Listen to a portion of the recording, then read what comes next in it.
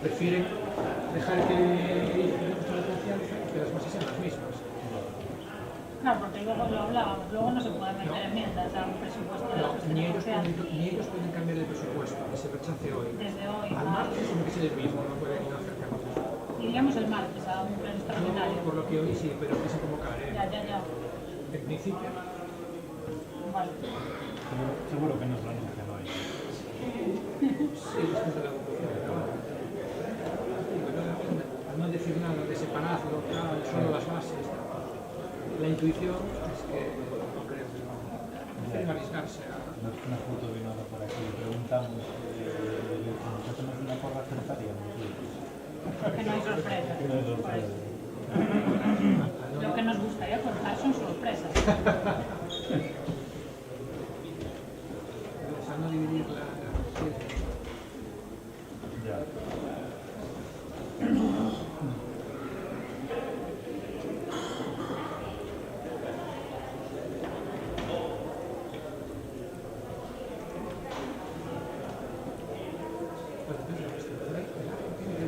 Se quieren cambiar cosas de sus propias concejalías. Bueno, era lo que enteraba.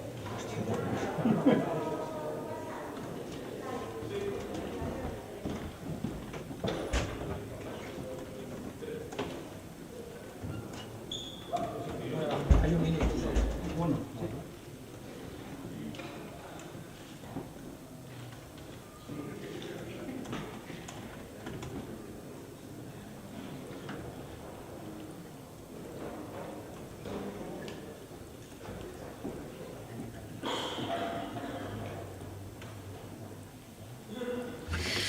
Moi bo día a todos e a todas, benvidos e benvidas á sesión ordinaria do pleno correspondente ao mes de febreiro.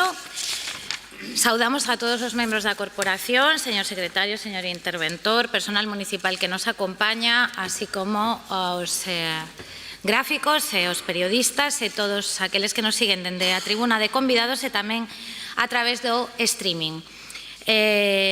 Comenzamos coas comunicacións de alcaldía. Como saben, cada pleno se inicia agardando tantos minutos de silencio como mulleres foran asasinadas polo machismo dende o pleno anterior. Neste caso, confirmamos unha muller asasinada, Carilenia, de apelidos non coñecidos, de 39 anos en Asturias, quen deixa 2 fillos menores. O asasinato confirmouse o pasado 31 de xaneiro de 2025. Polo tanto, informo tamén de que o número de mulleres asasinadas por violencia de xénero en España ascendeu a 50 no ano 2022, 59 no 2023, 48 no 24, 1 no 25 e 1294 desde o 1 de xaneiro de 2003, quedando 36 menores orfos en 2024, 2 no 25 e 471 desde o ano 2013. Polo tanto, solicito a todos os presentes que se poñan en pé para agardar un minuto de silencio. Un momento.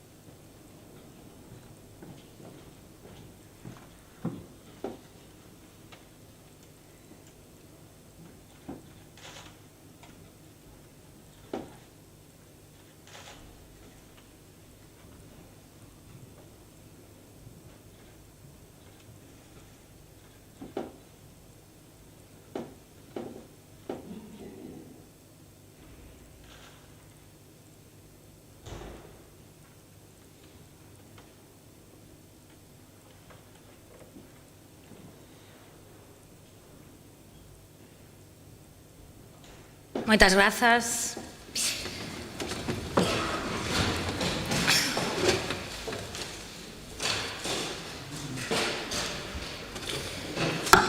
Pasamos agora á lectura da declaración institucional acordada pola Comisión de Voceiros para enviada por FEDER e FEGEREC sobre o Día Mundial das Enfermidades Raras. O 28 de febreiro celébrase o Día Mundial das Enfermidades Raras, que celebramos baixo o lema Persoas, para posicionar o impacto sociosanitario destas patoloxías nas persoas con enfermidades raras.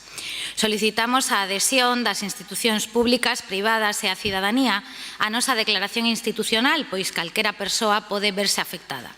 Calcúlase que falamos de 300 millóns de persoas en todo o mundo, dos cales 3 millóns en España e 200.000 persoas en Galicia.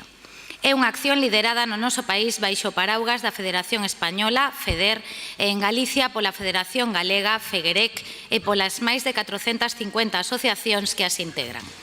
Queremos que lembredes que detrás de cada campaña, de cada necesidade, de cada enfermidade, de cada síntoma, de cada perda, hai persoas e familias que se enfrontan a enfermidades nas que apenas se investigan e hai moi pouco coñecemento e experiencia en atendelas, non só para os que as padecen, senón tamén para os profesionais que se enfrontan a unha nova enfermidade.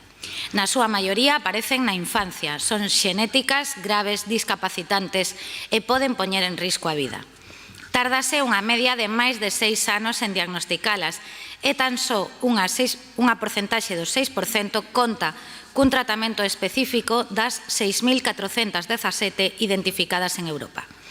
O atraso no diagnóstico e a falta de tratamento teñen un gran impacto en quen convive con elas. 3 eixos imprescindibles nos que centrarnos para mellorar este escenario: investigación, diagnóstico e tratamento. Optimizar os recursos destinados á súa investigación, evitando duplicidades, propiciando a súa sustentabilidade e facilitando a transferencia do coñecemento e a información epidemiolóxica. Equidade no acceso a un diagnóstico e tratamento precoz, certeiro e seguro. É difícil alcanzar a equidade cando a propia regulación permite a inequidade. Lograr o acceso en tempo e forma adecuados aos medicamentos autorizados en Europa, incorporando a participación dos pacientes e as entidades que os representan neste proceso. Todo iso debe ir acompañado dunha atención integral, tratamentos sostibles, son enfermidades crónicas, incluída a rehabilitación funcional, logopedia, fisioterapia, terapia ocupacional, a interoperabilidade técnica, exemplo, historia clínica, así como construir o ansiado espacio sociosanitario, cunha coordinación eficaz entre ambos os ámbitos de actuación, o que garantiría un acceso máis eficaz en tempo e forma aos dereitos das persoas con enfermidades raras. Desde FEDER e FEGEREC instamos as institucións competentes a impulsar medidas dirixidas a garantir a prevención das enfermidades raras en materia de investigación, diagnóstico e tratamento, porque detrás de cada unha destas accións hai persoas como vostedes e como eu.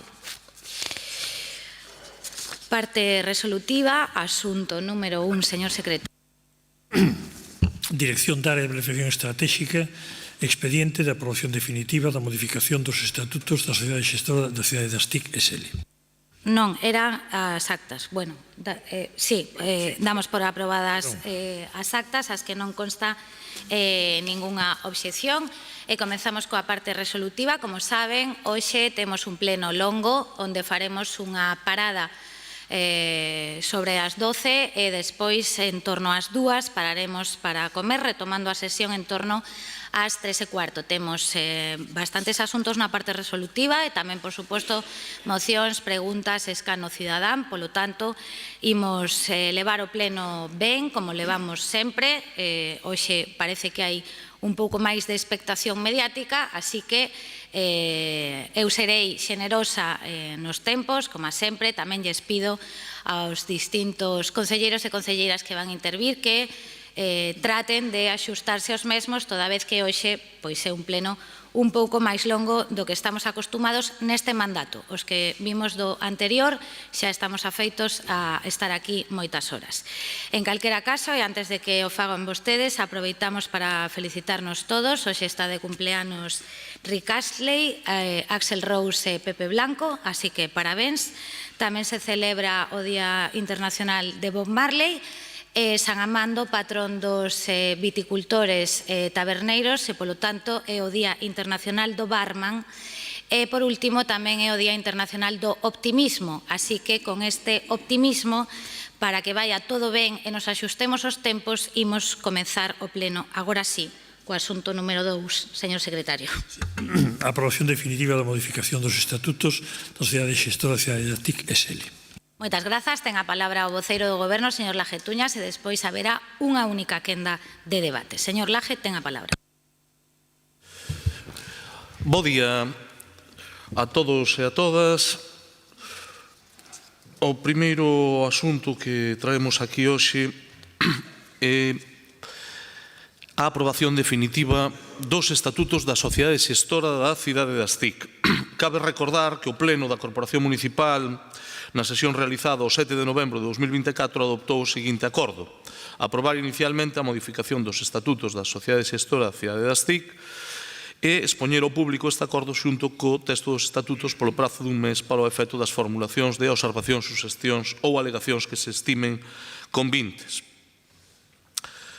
O anuncio de exposición ao público foi publicado no Boletín Oficial da Provincia o 28 de novembro de 2024 e hoxe chegamos ao pleno de aprobación definitiva ao existir unha serie de alegacións as cales, despois de ser estudiadas polos servizos xurídicos municipais e polos servizos técnicos que tramitan a Sociedade Xestora das TIC, facemos unha formulación ao Pleno para desestimar as alegacións presentadas e aprobar definitivamente a aprobación da modificación dos estatutos da Sociedade Xestora da Cidade das TIC co texto que teñen todos os membros da corporación.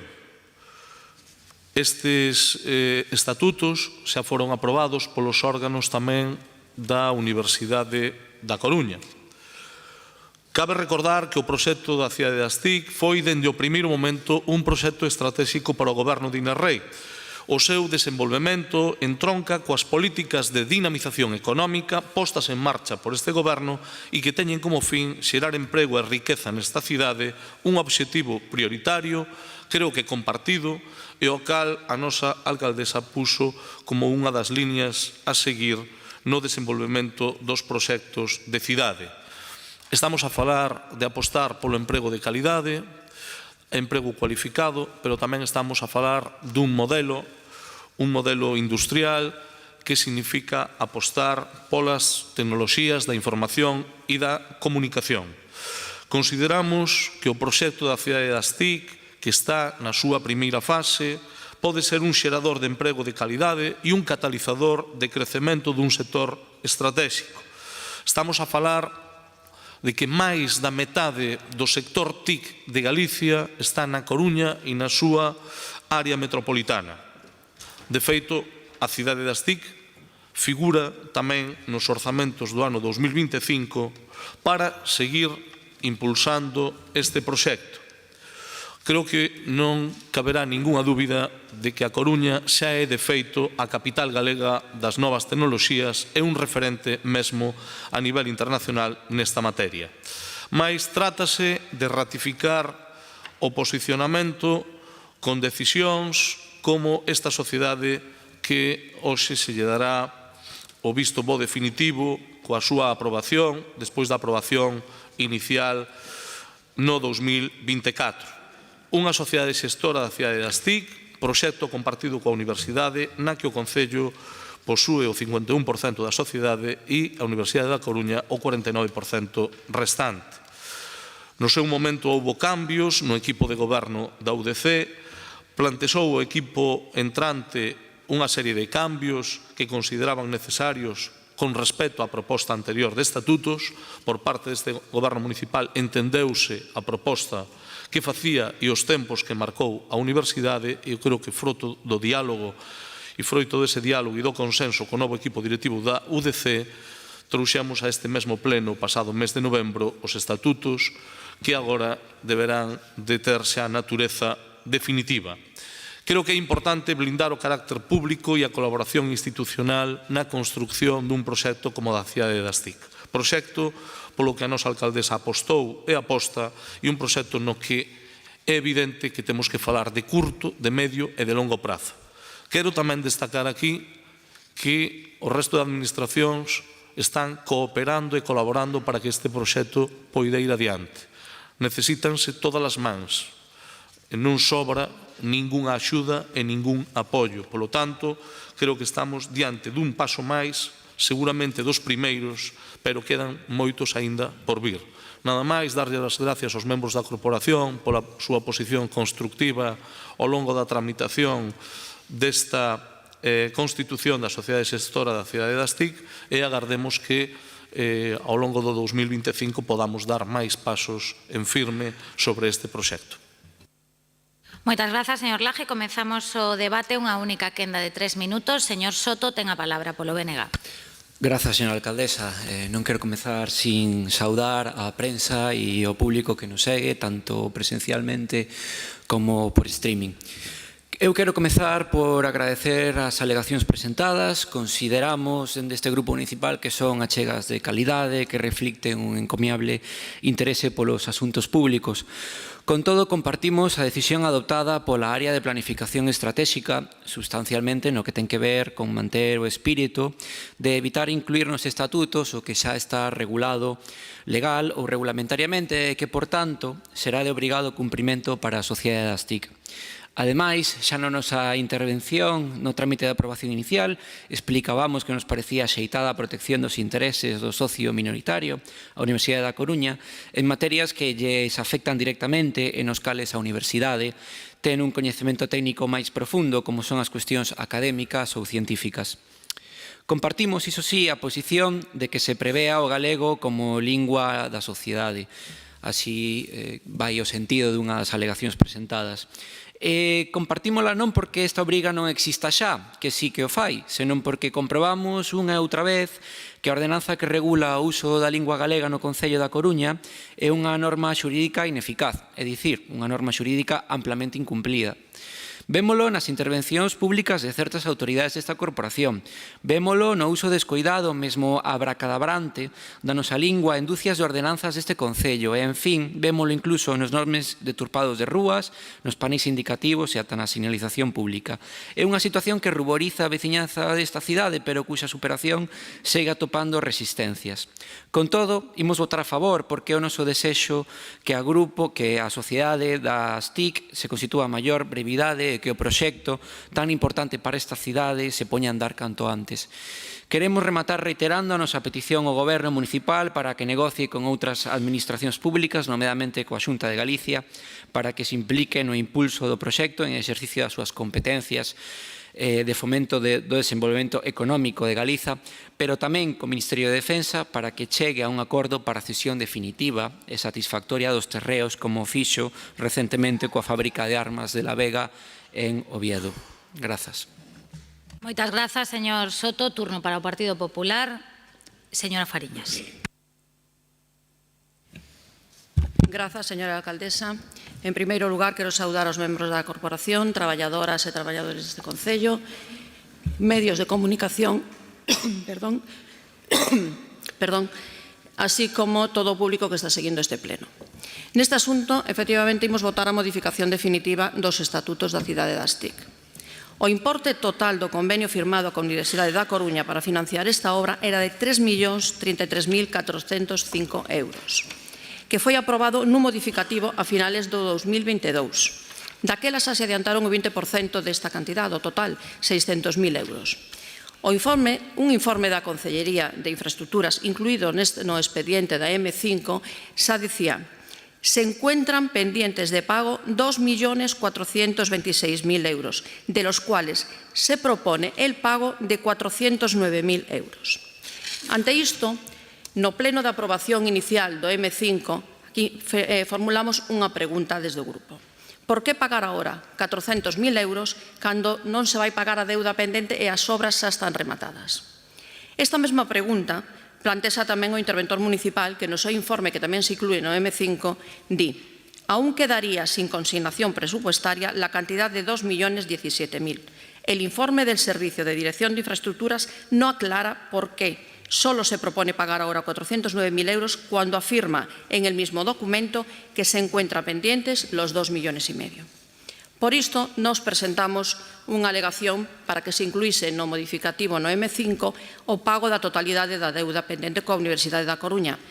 de melloras de accesos e dotación de suministros básicos cara a posta en funcionamento da cidade das TIC, obras que, como xa comentamos, estaban rematadas.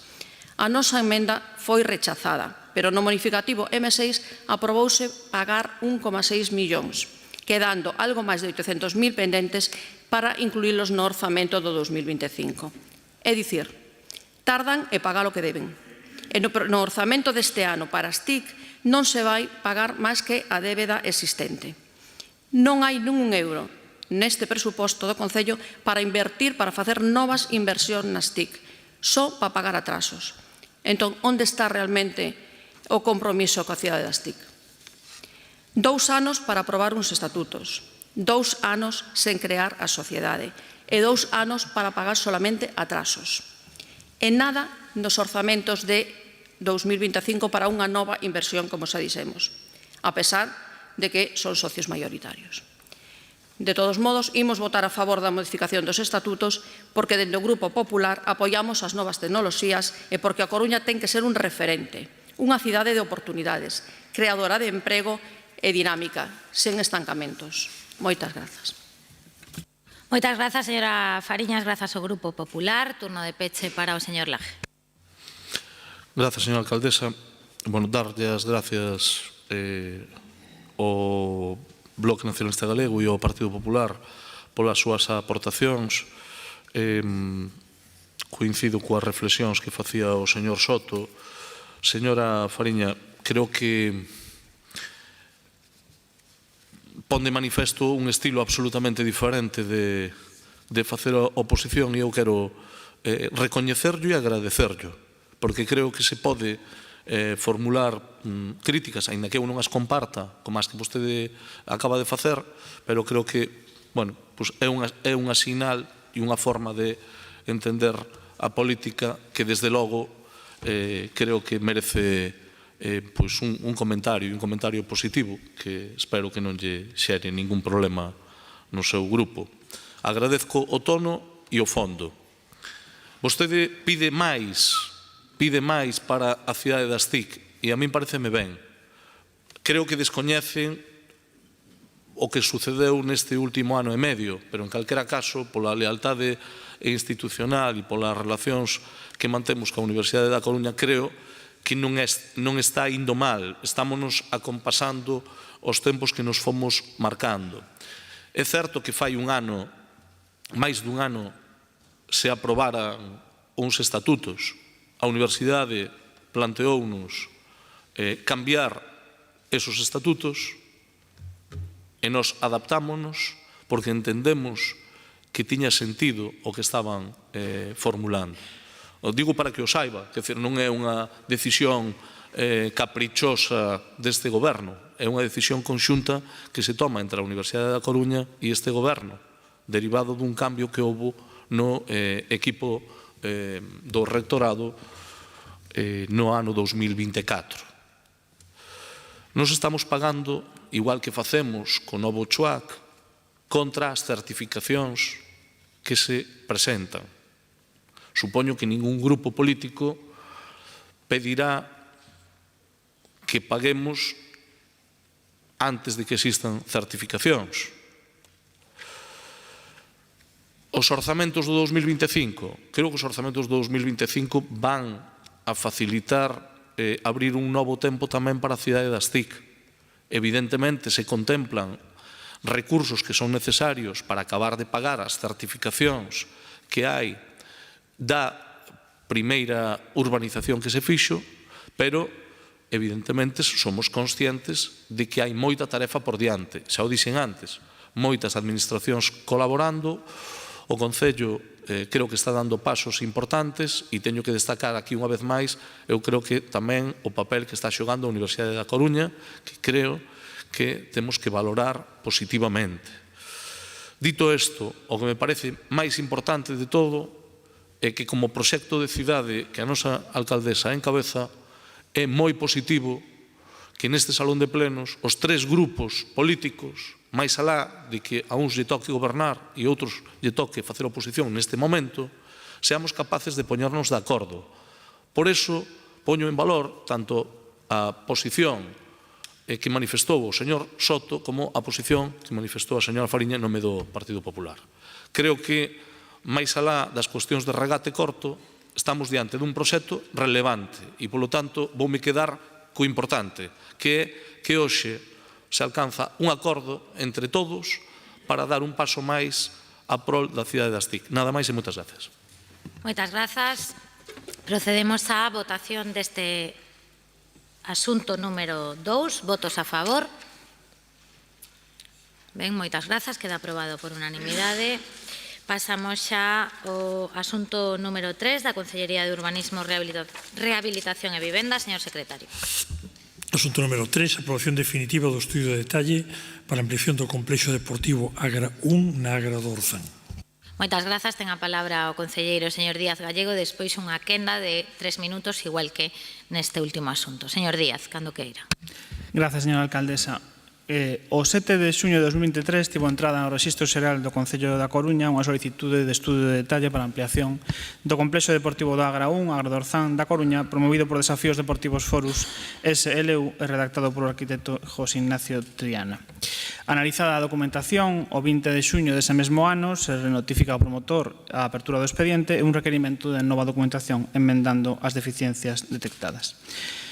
Unha vez que foron esas deficiencias xa resoltas e con un informe favorable do Servicio de Planeamento e Xestión do Solo, o 24 de xaneiro de 2024 a Xunta de Goberno Local deste Concello da Coruña acordou a aprobación inicial do documento denominado Estudo de Detalle para a ampliación do Complexo Deportivo Agra 1 en el Agra del Orzán, xuño de 2023. Ese documento exponse ao público, non ten alegacións, pero si se solicitan os informes sectoriais pertinentes tanto da Delegación de Goberno como a Dirección Xeral de Patrimonio Cultural que o emite de forma favorable. Trasladado ao promotor ditos informes e tamén as enmendas que introducen os informes municipais, concretamente o último que ten un carácter desfavorable, a finais de ano 2024 informase favorablemente por parte do Servicio de Planeamento e Xestión do Solo e, unha vez informado favorable, podemos traelo a este pleno para a súa aprobación definitiva. O obxecto deste estudo de detalle presentado é a realización dunha ordenación de volumes nova nas parcelas situadas nos números 4 e 5 da rúa Alcalde Diaño Flores, con sontas determinacións da norma zonal 8 de equipamentos actualmente vixente. O complexo deportivo do Agra 1 sitúase nunha parcela que ten unha superficie de 2.468 metros cuadrados e dunha superficie construída de 1.909 metros cuadrados. A parcela onde se sitúa o IES da Agra do Orzán, tamén incluída no estudio de detalle, ten unha superficie de 6.392 metros cuadrados e unha superficie construída de 5.927 metros cuadrados, das cales 1.736 corresponden tamén ao uso deportivo do pabillón do Instituto. Propónse realizar un novo volume edificatorio de unión entre o edificio situado na parcela deportiva e na parcela do Instituto, mantendo o paso existente entre as dúas edificacións, respetando a separación a lindeiros. Indícase, ademais, que este novo volume está limitado pola galería de conexión existente por un lado e polos dous edificios dos centros, complexo deportivo e pabellón do Instituto, polos laterais. A altura deste novo volumen non superará, en todo caso, a altura actual da liña de cornixa do pabellón da piscina de planta baixa e dúas plantas, cunha altura máxima de 11,9 metros. Tamén se describe no estudo de detalle unha segunda proposta de ampliación da edificación da parcela situada no complexo deportivo do Agra 1, un volume que na planta primeira ocupará a terraza existente sobre a planta baixa, acabando unha altura idéntica ao volumen de conexión antes descrito. O resultado desta ampliación é dun total de 576 metros cuadrados construídos de superficie, polo que en aplicación do disposto nas plans xeral corresponderá a incorporar 6 prazas de aparcadero novas que se disporán polo proxecto de construción no interior da parcela.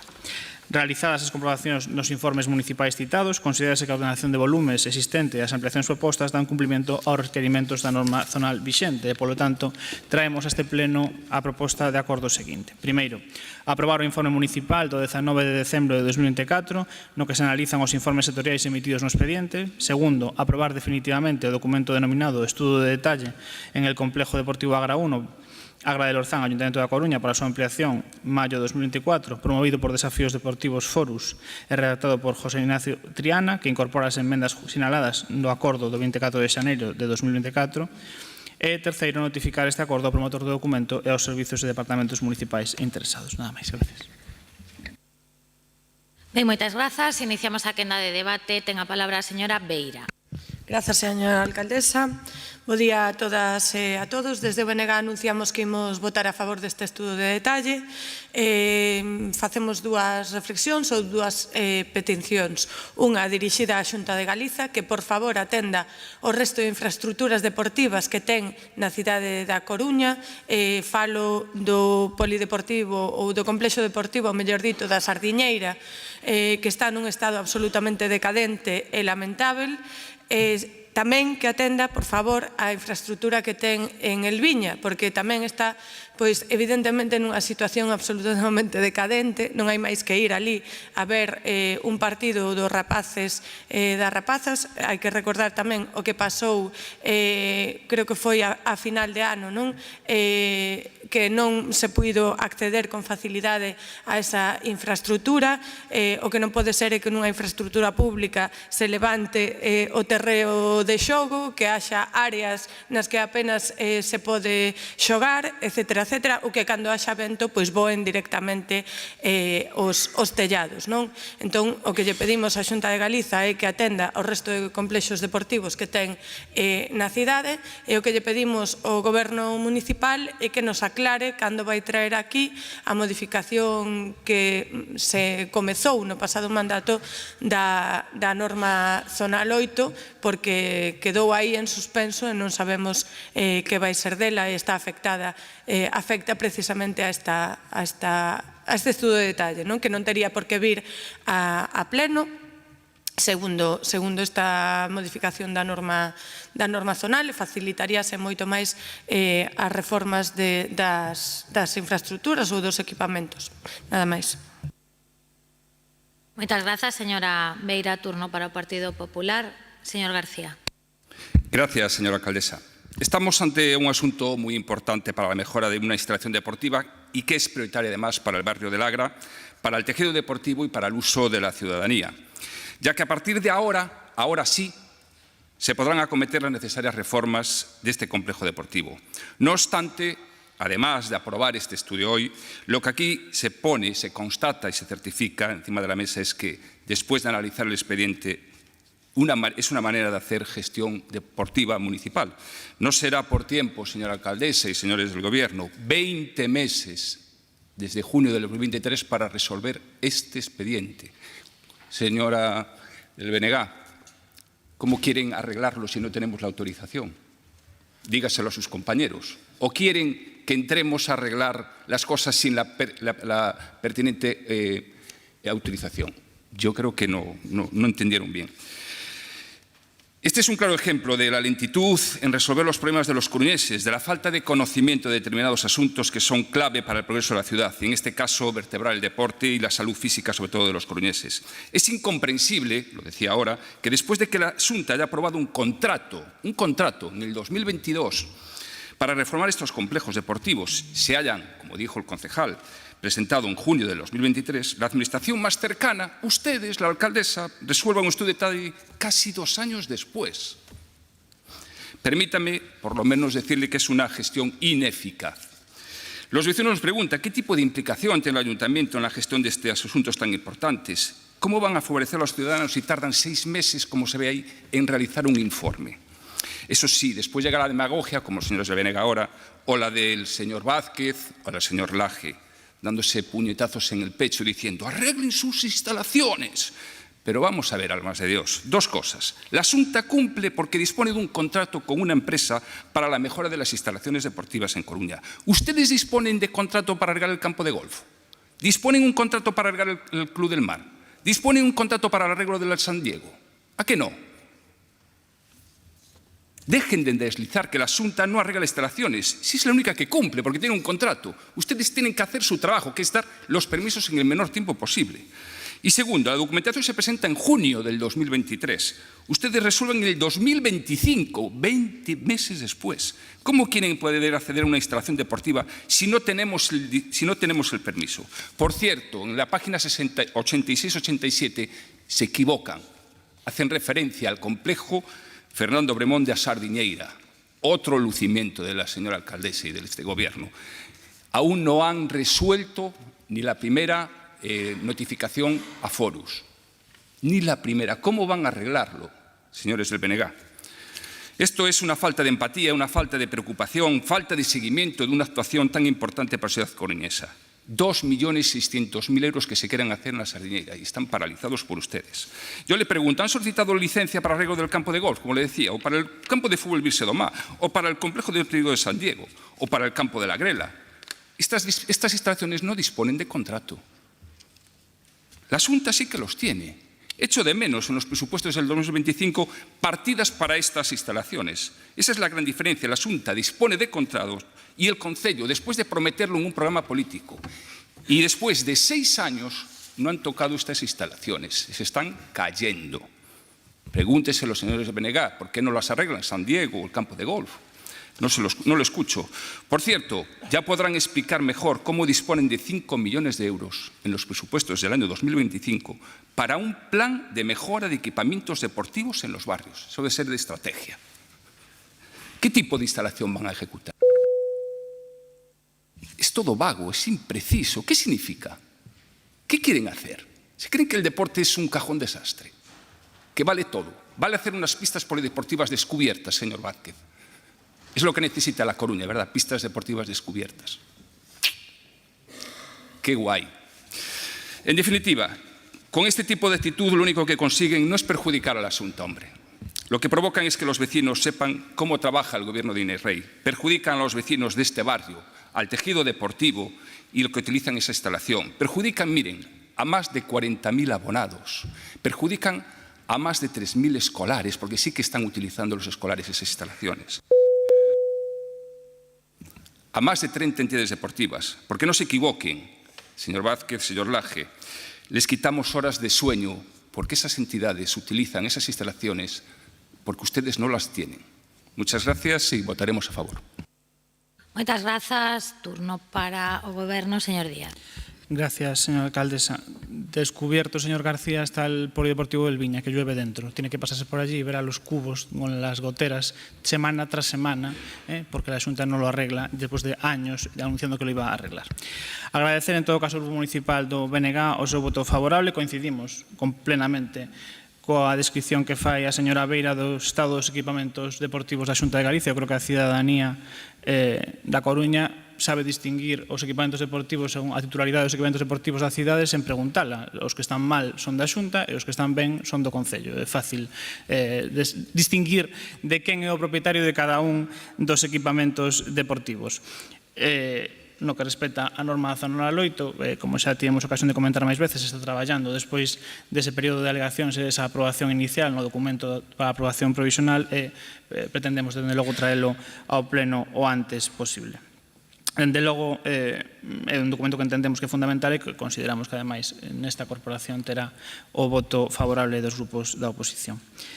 Señor García, tenlle que dar unhas clases de tramitación urbanística ao seu compañeiro señor Deus, porque, claro, fala de que a Xunta de Galicia non pode arranxar os equipamentos deportivos porque o Concello tarda en dar esa autorización, pero para manter os equipamentos deportivos non requiren vostedes nin estudo de detalle, nin requiren vostedes sequera de licencia, que en todo caso a teñen, a del Viña a teñen dende hai máis de 6 meses e, sen embargo, non sabemos nada desas obras de arranxo do complexo deportivo del Viña. Nos siguen coas goteiras, os nenos seguen xogando no campo de fútbol nun estado lamentable, as instalacións están nun estado lamentable e a licencia a teñen concedida dende hai meses, unha licencia que se tramitou ademais en tempo récord en menos de 3 meses dende que se presentou, porque se presentou en todo caso a documentación en perfecto estado, non como a dos estudos de detalle tanto da Sardiñeira como de Agra 1, que hubo o seu sanar, houve informes desfavorables, non se presentou como se tiña que presentar, non se tivo en conta a norma zonal de equipamentos da cidade, entón, en todo caso, non sei que pretenden, que aprobemos un documento de estudo de detalle de ampliación dos complexos deportivos que ten claros erros na súa documentación e na súa tramitación, cousa que tampouco, ademais, é unha novidade no caso da Xunta de Galicia, dado que nos últimos estudos de detalles presentados pola Xunta ni siquiera cumplen coas súas normas técnicas de presentación dos documentos. Se nin vostedes, Xunta de Galicia, cumplen coas súas propias normas técnicas de presentación, entón que apaga e vámonos, non sei que pretende que fagamos dende o Concello. En todo caso, lle reitero, estiveron anunciando ano tras ano que se iban a licitar os complexos deportivos da Xunta de Galicia. Tardaron anos en licitalos e en adxudicalos. Como di vostedes, sí, se adxudicaron no ano 2022. Tardaron un ano despois en presentar a documentación para a Sardiñeira e para el Viña para eses estudos de detalle. E para Agraún. Para Elviña estiveron dicendo aos veciños que tiñan a licencia presentada e non era certo.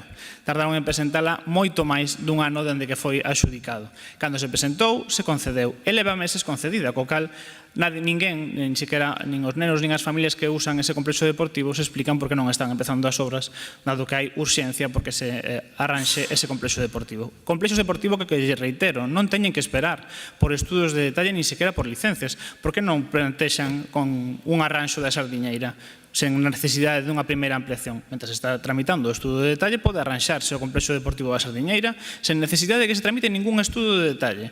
Poden facelo incluso por comunicación previa se queren, pois é un arranxo interior. A piscina está nun estado lamentable, o equipamento exteriormente dá unha imaxe que parece un complexo deportivo, non sei, de Mariupol ou de Bosnia, porque está nun estado tamén cheo de grafitis, cos cristales rotos, con toda a vegetación invadindo as zonas de aparcadero diante. Presenten unha comunicación previa, presenten unha licencia, arranxen e manteñan ese complexo deportivo á espera de que se tramite ese estudo de detalle e seguramente as familias e os nenos que ali estén a desenvolver a súa actividade deportiva estarán ben agradecidos. En todo caso, de novo, reiterar o apoio dos grupos municipais á aprobación definitiva deste estudo de detalle e esperemos que agora, no caso do complexo de Agraún, a Xunta presente a licencia que será concedida canto antes. Moitas grazas, señor Díaz. Procedemos á votación deste punto. Votos a favor. Grazas. Queda aprobado por unanimidade. Pasamos xa ao asunto número 4 da Consellería de Economía e Planificación Estratégica. Señor secretario. Asunto número 4. Aprobación do límite de gasto non financiero, aprobación inicial do orzamento xeral e do cadro de persoal da Corporación para o exercicio 2025. Ben, pois comeza este punto o voceiro do Goberno, señor Lajetuñas, e despois hai dúas quendas de debate, a primeira de 10 minutos e a segunda de 5. Señor Laje, ten a palabra. Bo día de novo a todos e a todas.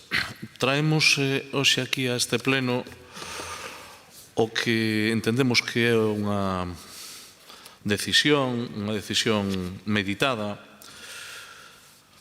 que é a presentación do proxecto de orzamentos para o ano 2025. O orzamento xeral da Corporación para o exercicio 25 intégrase polo orzamento do Concello, o do Instituto Municipal Coruña Espectáculos, o de Emalsa e o de Musa, sendo o seu importe consolidado de gastos de 410.733.223,01. De forma conxunta co orzamento, tramítase tamén a aprobación do cadro de personal, así como as correspondentes bases de execución para a xestión do mesmo persoal. Tanto o INCE, Emalsa como Emusa intégranse no orzamento e o orzamento do Concello recolle de xeito sistemático as previsións de ingresos e gastos da entidade local para o exercicio 25, constituindo un documento básico de planificación económica da mesma, cumprindo ademais as finalidades que a normativa reguladora das facendas locais lle atribúe para garantir a transparencia e a estabilidade da actividade financiera e permitir así tamén a súa fiscalización e control. Para o exercicio 2025, o orzamento do Concello da Coruña que presentamos hoxe aquí ascende a 379.679.285,05 euros. Incluye a totalidade dos ingresos previstos e dos gastos que se espera realizar durante o ano. Estados de ingresos e gastos que aparecen equilibrados, que respetan os obxectivos establecidos para as corporacións locais e permiten destinar a cantidade de máis de 10 millóns de euros de recursos propios ao financiamento de gastos de investimento. As políticas de gasto e ingresos que recolle o orzamento teñen a finalidade de garantir a prestación dos servizos municipais, a provisión de outros bens públicos, favorecer o desenvolvemento e a actividade económica, a sustentabilidade medioambiental, a solidaridade, a xustiza social, a igualdade e a participación cidadá. Quero recordar unha vez máis que a nosa cidade é o motor dunha extensa e dinámica área metropolitana, O Concello da Coruña está disposto a exercer o liderazgo que lle corresponde en materia de planificación, infraestructuras, impulso da industria, do comercio, dos servicios, da preservación do medio ambiente, das políticas sociais, da economía, a transformación digital, coa vista posta en mellorar a coordinación de esforzos e o desenvolvemento armónico do conxunto. Constitúe un fito histórico que esta cidade sexa a sede da Axencia Europea de Supervisión da Inteligencia Artificial prevista na disposición adicional da Lei 22/2021 do 28 de decembro de Orzamentos Xerais do Estado para o 2022 e creada pola Lei 28/22 do 21 de decembro de Fomento de Ecosistemas das Empresas Emerxentes cun estatuto que foi aprobado o 22 de agosto de 2023. Esta realidade é unha realidade que coloca a área da Coruña como punta de lanza da economía galega en datos de PIB, de recadación fiscal, de internalización da economía, de emprego e de poboación. Neste sentido, a evolución positiva dos ingresos correntes, sendo o ano 2023 superiores aos 279 millóns de euros e coa previsión de que no 2024 sexan finalmente de máis de 307 millóns de euros, superando así a previsión inicial de 301 millón que figuraba no orzamento do ano 24. Permiten ao Concello apoiar o dinamismo da sociedade favorecendo as iniciativas e mantendo os equilibrios, con especial atención á loita contra a desigualdade e a exclusión social, así como os aspectos medioambientais, traballando para contribuir á satisfacción do dereito a unha vivenda digna na cidade e tamén doutros dereitos máis inmediatos no tempo, como os dereitos dixitais. As previsións orzamentarias recollen e manteñen o millor dos programas postos en práctica polo Concello no pasado, especialmente naqueles eidos nos que foi pioneiro e exemplo para moitas administracións locais e mesmo autonómicas, museos, bibliotecas, espazos culturais e cívicos, programas de igualdade e integración, emprego, fomento do deporte base, da práctica deportiva por parte de todas as idades, atención á dependencia, mocidade, cultura ou mesmo política lingüística. O orzamento ten carácter expansivo para reforzar a dinamización tecnolóxica, as políticas de benestar e protección social, a mobilidade sostible e a política de atención, proximidade e millora dos investimentos nos barrios, tendo en conta que estamos nun escenario cambiante. Estes orzamentos son orzamentos que pretenden dar certidume e unha certidume baseada nun equilibrio entre as necesidades e a aspiración lexítima de ter un orzamento de gastos que permita o deseño de políticas ao medio plazo. O orzamento para o exercicio 2025 estrutúrase ao redor de 4 eixos fundamentais que marcan o modelo de cidade impulsado polo goberno local. O primeiro, a dinamización económica coa innovación e o sector TIC como punta de lanza, recuperando a Coruña como motor económico de Galicia. O segundo, as políticas de benestar e protección social que definen unha cidade solidaria e inclusiva, coas persoas no centro das decisións políticas e con especial atención aos nosos maiores.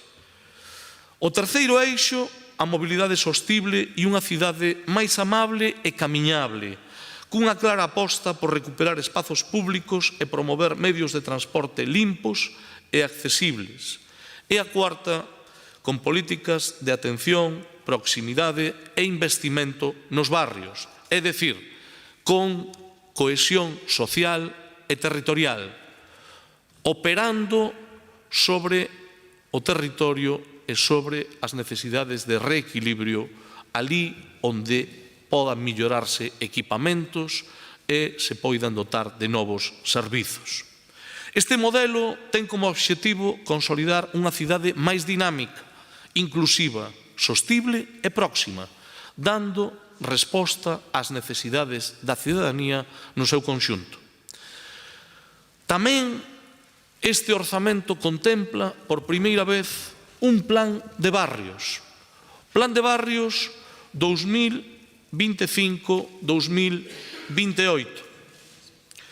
destinado a intervir de maneira integral e equitativa nos 10 distritos censais da cidade. Que significa isto? Pois nin máis nin menos que apostar polo que anunciaba antes: cohesión social, cohesión territorial, equilibrio e tamén equidade.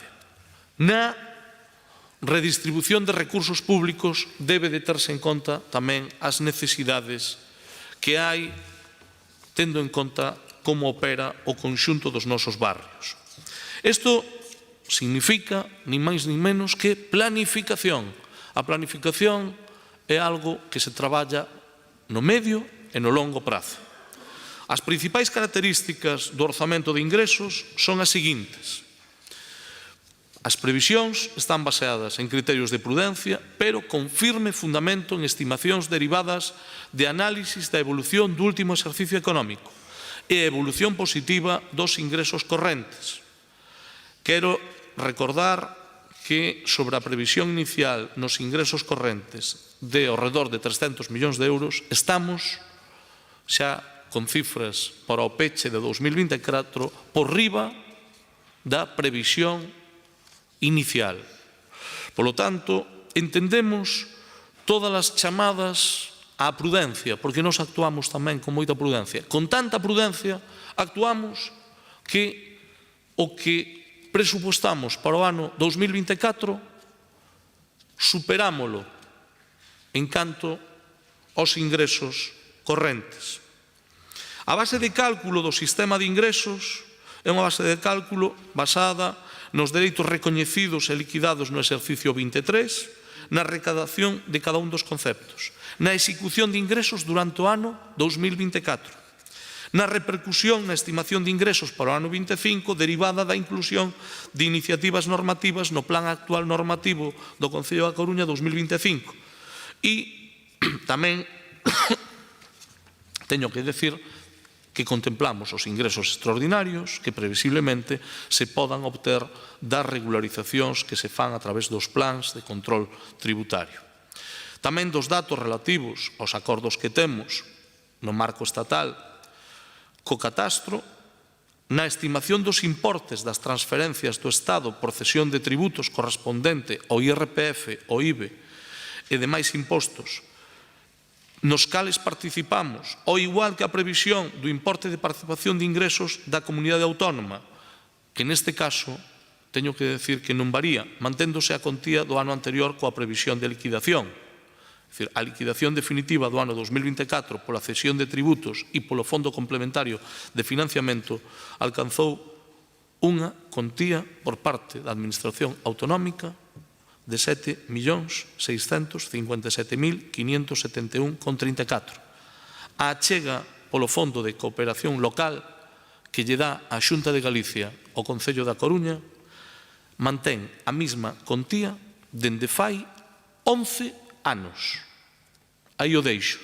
Cada quen que quite as súas conclusións con respecto a si existe débeda histórica por parte da Xunta de Galicia con este Concello e cal é a forma que ten de financiar a Administración Autonómica os concellos. A previsión de ingresos contempla que poida haber algún cambio neste ano 2025, pero desde logo creemos que hai unha insuficiencia financiera clara. Por poñer un exemplo, podíamos falar do servicio de axuda no fogar. Estamos a falar dun servicio manifestamente pouco financiado, onde a día de hoxe o financiamento autonómico é de 12 euros a hora, e desde logo creemos que tanto a Xunta como o Estado deben de cambiar o paso. O que non se pode é volcar sobre a administración local e sobre os recursos propios da administración local o peso do cuarto pilar do Estado de Benestar, que está transferido ás comunidades autónomas. Polo tanto, tamén é bo que cando falamos do orzamento do Concello non falemos só do capítulo de gastos, senón tamén do capítulo de ingresos e de onde proveñen os fondos. Por si non lles dou tempo a anotalo, a contía do Fondo de Financiamento da Xunta de Galicia aos concellos e a este concello concretamente de 7.657.571,34 sobre un orzamento de 379 millóns de euros. E por si non tomaron nota, repítolles que é a mesma contía dende fai 11 anos. As previsións de ingresos tamén contemplan as subvencións de capital de outros axentes financiadores e, desde logo, estamos a falar de proxectos que cofinanciamos con outras entidades ou con outras administracións. As previsións de ingresos, teño que decirles que foron realizados como no ano 24, con criterios de prudencia, tendo en conta a conxuntura económica. E se alguén quere falar das previsións do ano 24, tamén podemos falar, porque entre o que se decía si era prudente ou non o que estimábamos no ano 24 e o que finalmente pasou, pois vamos a ver que foi o que pasou, se alguén quere entrar nese debate, porque é un debate moi interesante. O informe de ingresos para o proxecto de orzamentos incluye o impacto económico orzamentario das medidas de ingreso contidas nos proxectos iniciais de modificación de ordenanzas fiscais e tamén contempla a aplicación, como non pode ser de outro xeito, de outras ordenanzas que deben de tramitarse ao longo deste primeiro semestre do ano. Unha delas, a que dá cumprimento á Lei 7/2022 de 8 de abril de residuos e solos contaminados para unha economía circular, que é unha obriga legal, non é unha decisión arbitraria, nin graciable deste goberno, nin de ningún goberno que estuvera no sitio deste. É unha obriga legal, como recordou o propio alcalde de Madrid, sin ir máis lonxe por falar de alguén de outra cor política que tuvo que aplicalo por imperativo legal. Con carácter xeral, os ingresos correntes previstos para o orzamento de 2025 foron proxectados tomando como referencia a previsión de peche ou liquidación do exercicio 2024, con datos de execución ata o momento no que se formulou a proposta de orzamento, e foi a Xunta de Goberno Local, ascendía a previsión de peche a 357,5 millóns de euros, dos cales máis de 307 millóns corresponden a ingresos correntes, como lles decía antes, superando ampliamente as previsións do ano 24. Imos co que serían as liñas estratégicas do orzamento de gasto. Os eixos do orzamento están expresados e explicados con 4 eixos que se desenvolven, como dixemos, con antelación e incluyen ademais programas relevantes os orzamentos entre os que figuran o financiamento necesario para o lanzamento do Master Plan da nova fachada marítima, que vai a definir o proxecto de transformación e integración dos terreos portuarios da cidade. Creo que neso estaremos todos de acordo na relevancia deste proxecto estratégico. Os fondos para o novo CHUAC, que, como ben saben, foron dotados por este Concello e que, dende que se anunciou o novo CHUAC, solo se libraron, ou polo menos a Xunta solo achegou unha certificación por 500.000 euros ao finais do ano 24, tendo en conta que o Concello ten disponibles 22 millóns de euros para a súa execución. Volveuse a reprogramar por terceira vez e tuvemos que vir aquí a este salón de plenos a reprogramar os fondos para o ano 25, para o 26 e para o 27. Non quero deixar de recordar que o que dice o Goberno Autonómico é que vai estar o hospital para o ano 27. Bueno, vamos ver se no ano 25, por primeira vez, podemos librar esos fondos. Fondos, por certo, que contemplan o cuadro orzamentario plurianual. Fondos tamén para a estación intermodal e a urbanización da súa contorna, que nun proxecto compartido co Goberno de España e co Goberno da Xunta de Galicia, agardamos que se cumpran os prazos é que ao longo do ano 2026 podamos desfrutar deste novo equipamento público. Fondos para a concesión de manial do Parque do Observatorio Nagra do Orzán. Fondos para a elaboración dos pregos do transporte público e fondos para a licitación da nova concesión da planta de tratamento de residuos sólidos urbanos de Nostián. Todos eles proxectos contemplados dentro do cuadro plurianual de financiamento na proxección económica do Orzamento 2025. En primeiro lugar, cando falamos da política de gasto deste orzamento, temos que falar do primeiro eixo, a da dinamización económica e a aposta por un puxante sector tecnolóxico. O impulso aos investimentos estratégicos nas infraestructuras e equipamentos, de xeito singular coa principal aposta do goberno local, que é o impulso ao proxecto Coruña Marítima, que vai a supor a integración dos terreos portuarios e o proxecto máis singular da segunda transformación urbana da cidade, da segunda modernización da Coruña, o impulso ao sector tecnolóxico co proxecto da cidade das TIC, a posta en marcha da ESIA e a conformación de proxectos de colaboración público-privada co sector TIC da cidade e da área metropolitana, o apoio ao emprendemento e a todos os sectores económicos, reforzando os servicios e con investimentos públicos cun presuposto expansivo, facendo que as inversións permitan á cidade dar un salto cualitativo e tamén coa coordinación cos polígonos industriais para seguir apostando polas empresas da cidade como fonte de riqueza e oportunidades laborais.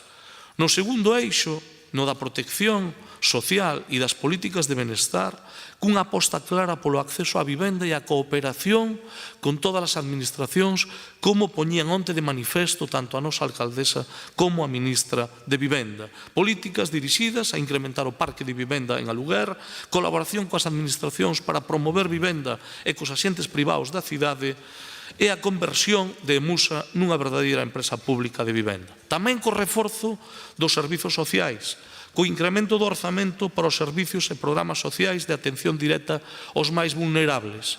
Escoitei por aí que había recortes.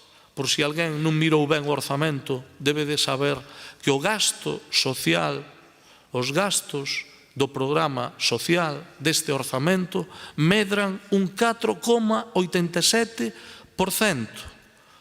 A subida do conxunto do orzamento de 375 millóns a 379 supón unha subida do 1,11%.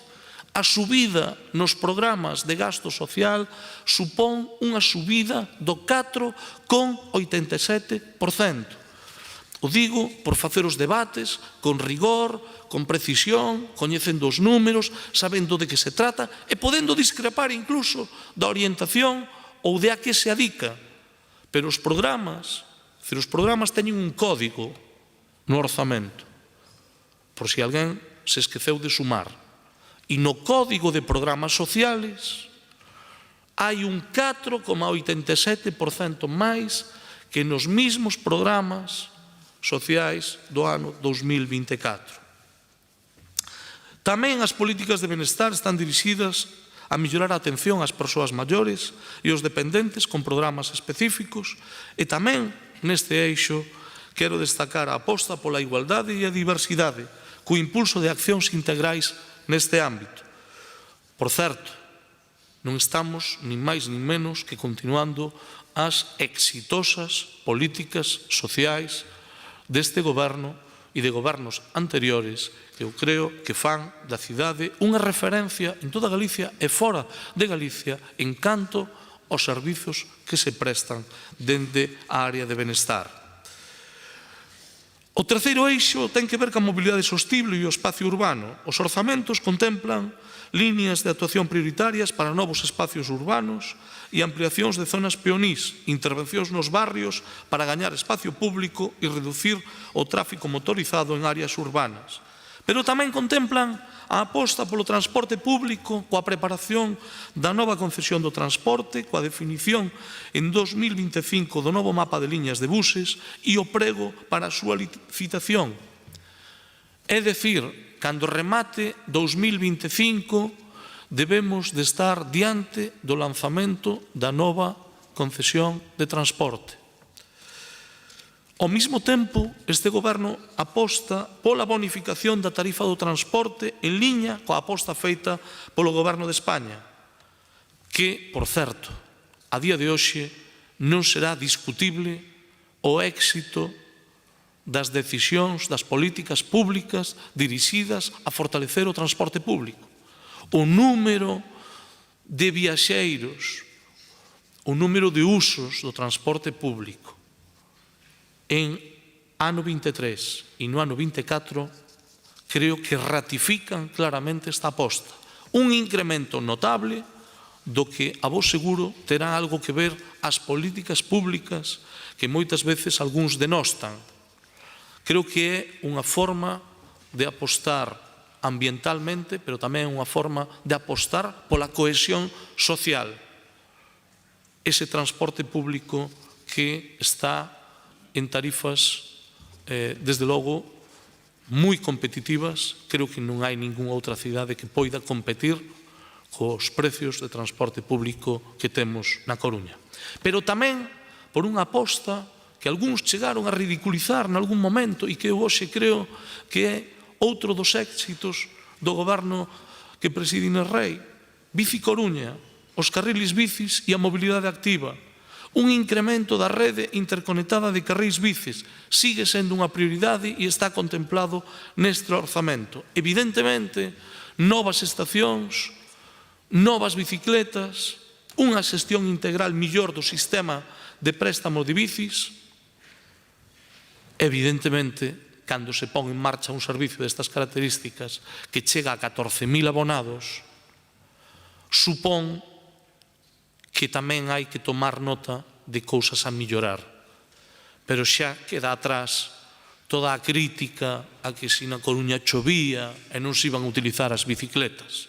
Caeu polo seu propio peso. Hoxe a Coruña é unha referencia en toda España e, desde logo, creo que temos moito do que alegrarnos. Non para ser autocomplacientes, somos conscientes que hai moitas cousas que mellorar, entre outras, a educación vial cas bicicletas.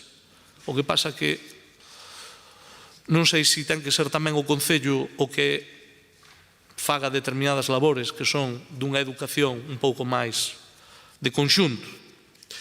O impulso á nova planta de tratamento de residuos, por fin. Fixemos os deberes, o traballo está feito, creo que cun diálogo fructífero co Consorcio das Mariñas, e creo que estamos diante dun punto de inflexión, dun novo tempo que permitirá resolver nas vindeiras semanas unha cuestión crucial para todos, tamén para Galicia. Hoxe, a planta de tratamento de Nostián non creo que haxa ninguén que poña en dúbida a súa viabilidade. O que lles vou decir hoxe aquí é que seguramente que máis vai a necesitar a planta de tratamento de Nostián non somos os titulares da planta. Hoxe hai un problema en canto á xestión dos residuos en Galicia. E o que debe de haber é cooperación e colaboración. Porque a situación que teñen na comunidade autónoma é unha situación límite. Non dito por este concelleiro, dito polos propios representantes do Partido Popular. Por lo tanto, en vez de botarlle algo en cara, tender a man, cooperación e colaboración. Nostián vai a ser necesaria, xa non só para nós, sino para resolver un problema de máis. Por lo tanto, con toda a humildade, boa disposición a ese entendemento. E tamén neste terceiro eixo, a creación de novos parques e espacios de convivencia interxeneracional, ampliando zonas verdes e parques urbanos, con especial atención ás familias, a través dun plan de millora de parques infantís 2025-2030. O plan de parques infantís responde a unha idea. Responde a idea, ni máis ni menos, responde á idea de planificación, que ningunha familia teña un parque a máis de 10 minutos da súa vivenda. Ou dito de outro xeito, que todas as familias da Coruña no 2030 teñan un parque como mínimo a 10 minutos da súa vivenda. Eso é planificación. E o cuarto eixo, que entronca cos tres anteriores, é a política de atención, proximidade e investimento nos barrios. Estes orzamentos prevén ao longo do ano 25 e durante 3 anos, 2025-2028, un plan de barrios que desde logo busca, e así está mandatado pola alcaldía, busca equilibrar as oportunidades de desenvolvemento e de benestar en todos os distritos. Este plan incluye actuacións específicas para cada barrio, adaptadas ás necesidades particulares, e tamén o desenvolvemento da axenda urbana coa presentación de diferentes proxectos ás convocatorias de fondos europeos, pensando en seguir mellorando a vida dos nosos barrios e facer fronte aos retos de cidade. Vimos de abordar unha tramitación que despois se verá no pleno coa revisión da axenda urbana. É o primeiro paso, con todas as aportacións feitas, por certo, polos grupos municipais e poñendo acento nos barrios con maiores vulnerabilidade e con maiores necesidades. Cales son as características principais deste plan de barrios nos orzamentos? Unha cobertura total con planificación dos 10 distritos, con investimentos en infraestructuras e espacios públicos. Que significa iso? Rehabilitación de rúas, rexeneración de espacios urbanos, millora de espazos verdes, novos parques infantís e novos parques urbanos, novas instalacións deportivas, millora dos centros cívicos, novas bibliotecas e renovación dos recintos culturais.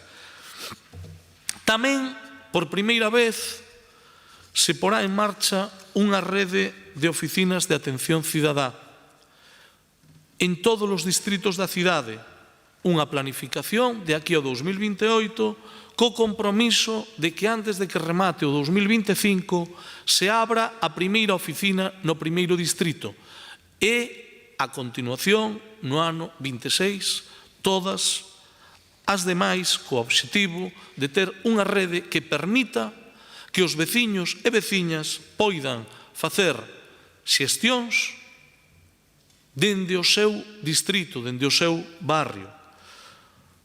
De algún xeito é acercar a administración ao cidadá e facilitarlle a tarea. Temos unha amplísima rede de centros cívicos que é un éxito colectivo, un éxito que ven dunha planificación dun goberno socialista na primeira modernización e na segunda, pois corresponde dar outro paso máis e é crear esas oficinas que permitan facilitarlle a vida, os trámites diante do Concello aos cidadáns. Supoño que eso o verán ben, non o verán mal. Outra cousa que non se lles teña ocurrido, pero para eso está o Goberno, para pensar e para executar. Este orzamento con estas liñas de actuación e estes 4 eixos centra os seus esforzos de gasto en reforzar os servicios públicos a través do gasto de personal, con máis de 85 millóns de euros, en mellorar os contratos, as prestacións que se fan a través do capítulo 2, ao cal adicaremos máis de 164 millóns de euros. No capítulo 3, que son os gastos financeiros, aí é onde merma o orzamento con respecto ao ano 24. Canto antes presupuestábamos máis en gastos financeiros, porque poden decir, bueno, donde diminúe o orzamento? Diminúe na previsión económica para facer fronte aos xuros, pólizas de crédito e outros gastos de xestión. Diminúe a súa dotación respecto ao ano anterior? Sí. Tiña unha previsión de 2.750.000, aínda que a previsión do orzamento para 2025 adoptouse un criterio de prudencia, xa que o pago en 2024 ascendeu a 1.676.663. E eu entendería que nos criticaran por unha previsión que non cumplimos, que foi xustamente que nos iban a costar máis os gastos financeiros e conseguimos que nos costaran menos. Polo tanto, neste orzamento tomamos como referencia o 2024 e prevemos que esta partida, este capítulo, teña unha baixada. Pero supoño que estaremos de acordo en que os gastos financeiros sexan os menores posibles, co cal que baixe este capítulo supoño que está ben recibido. No capítulo 4, no de transferencias correntes, é un capítulo que medra de forma importante polas políticas dirixidas á bonificación do transporte público. Creo que tamén podemos coincidir niso. Se mantén o apoio ás entidades que reciben fondos a través do capítulo 4, se incrementan os fondos para bonificar o transporte público de forma notable e, por certo, aínda que hoxe, polo que temos escoitado, hai grupos que están en contra, quero decir que nós tomamos nota das aportacións que consideramos que son positivas. Se nos ten demandado que incrementáramos os fondos para determinadas entidades ou entes. Hoxe incrementamos aquí os fondos para o Consorcio de Turismo e de forma moi notable para o Consorcio de Promoción da Música, que tanto o Consorcio de Promoción da Música como a Escola de Música foron obxecto de debate e, ademais, eu creo que hai que ser capaces de recoñecelo. Había insuficiencia financiera, por certo, insuficiencia financiera que non pode sufragar solo o Concello da Coruña. Destinamos 4.600.000 euros ao Consorcio de Promoción da Música, incluído o pago para a Escola de Música. Non me parece que estemos diante dunha aportación menor. Estamos a falar dunha aportación por riba dun 20% de incremento. Polo tanto, seguro que en algunhas cousas non coinciden, pero espero, polo menos, que o debate se dé con rigor, teñan analizado ben os datos e o vexan. Tamén, por certo, que se dedica ás actividades culturais e de espectáculos, que pasa dos 6 millóns aos 7,5 millóns. Quero recordar que cando falo da política de bonificación do transporte falamos de destinar casi 19 millóns de euros. Tamén quero destacar que se baixa o que se destina á renda social e á emerxencia. Por certo, non é que baixe, é que se axusta ao que xa fixemos e ao que xa votamos no trámite de modificativos ao longo do ano 2024. Houve unha previsión moi por riba do que se necesitou e o que se fai é facer unha previsión acorde co que se gastou no ano 24. Sin embargo, eso non impide mellorar outros ámbitos que teñen que ver coa teleasistencia, coas políticas de axuda aos maiores, coas políticas de coidados, en definitiva, coa aposta polas políticas de benestar.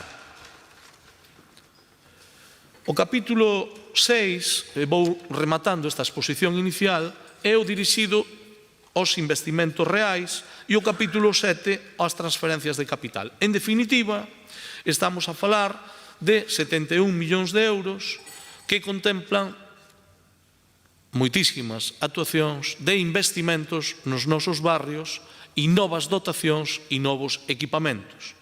Solo por referir unhas das poucas actuacións que están contempladas son un plan de parques infantís, as novas dotacións e equipamentos públicos, o plan de ampliación de zonas verdes, o plan de equipamentos deportivos.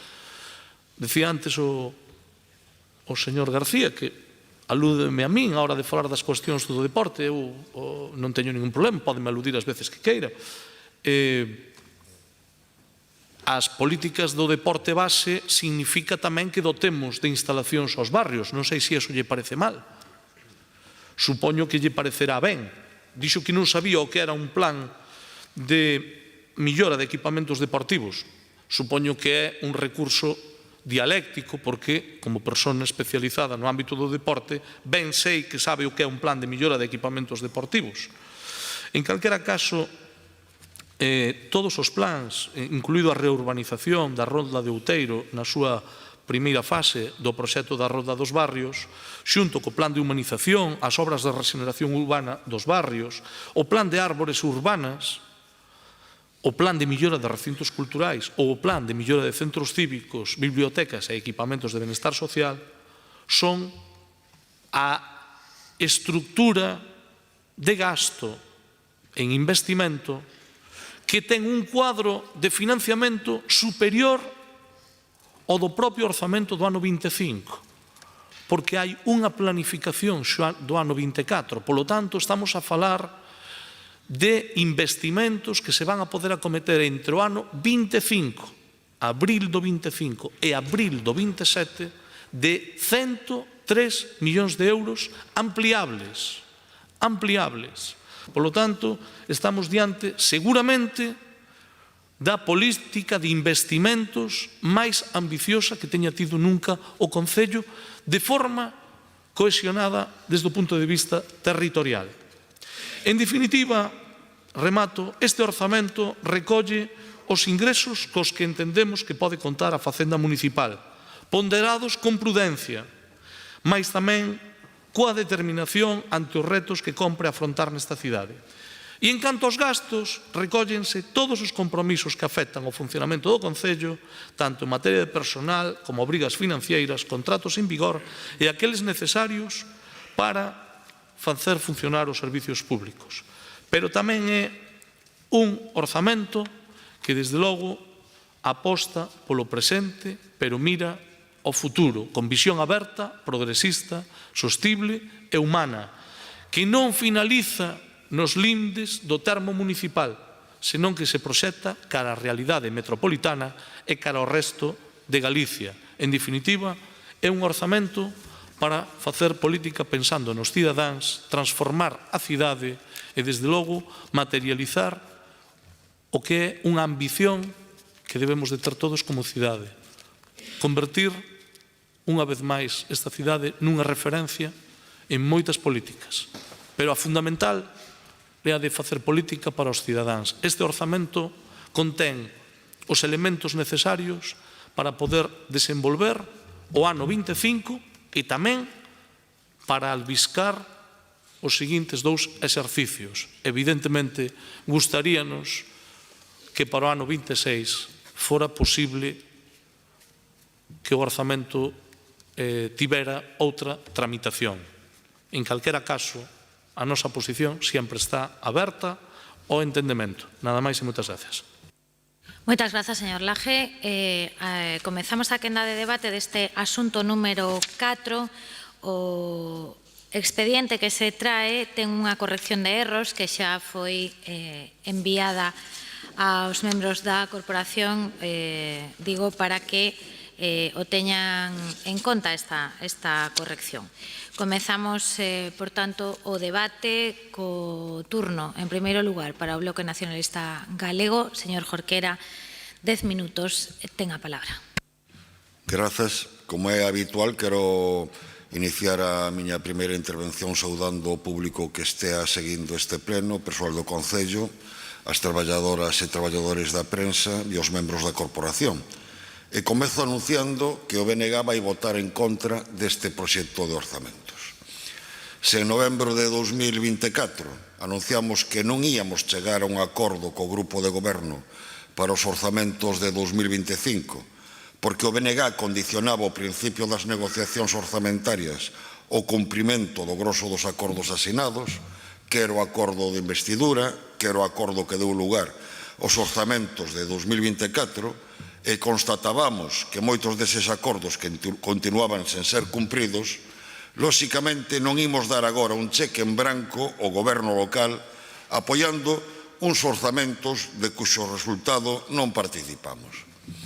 Vostede pode esforzarse en presentar este proxecto como uns bons orzamentos, pero como xa lle temos dito, hai un refrán galego que di que o papel pode con todo, o papel terma de todo. E este proxecto de orzamentos adoece dunha eiva orixinal, a falta de credibilidade. Non só porque non contan co apoio de ningún grupo, prescindiron tamén do diálogo coa cidadanía e da súa participación. Que foi dos orzamentos participativos? Porque desde que en 2016 se puxo en marcha o proceso de orzamentos participativos, este é o primeiro exercicio no que se prescinde do proceso de participación cidadá. Porque é certo que tampouco o houbo para os orzamentos de 2021, pero quero lembrar que en 2021 non houbo novos orzamentos, foron orzamentos prorrogados. E os orzamentos participativos haberá que melloralos, non haberá que suprimilos. Retroceso, por tanto, en participación e retroceso tamén en control democrático.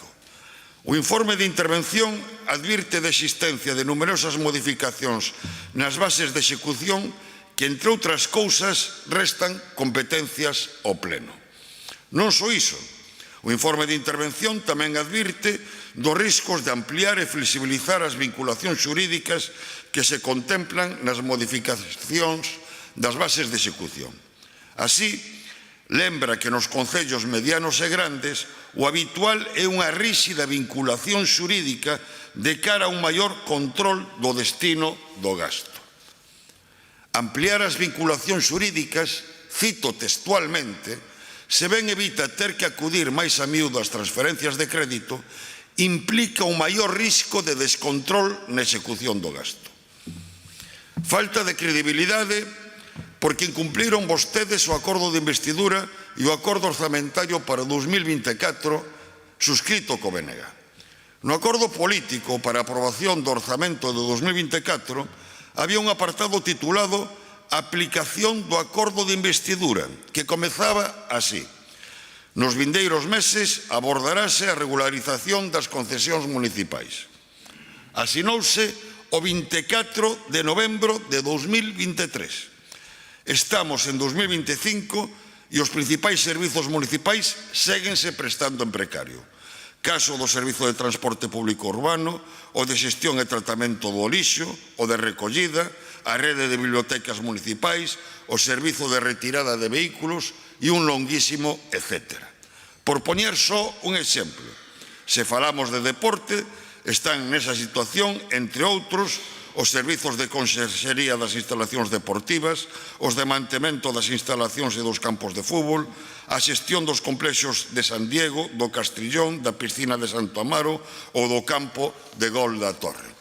Por non existir, nin siquiera existe un inventario de todas as concesións municipais e dos contratos das empresas que prestan servizo ao concello, pese a que vostede foi o primeiro en manifestar que iso era inaudito e anunciou a súa creación en varias ocasións hai máis de 4 anos, a comezos do pasado mandato.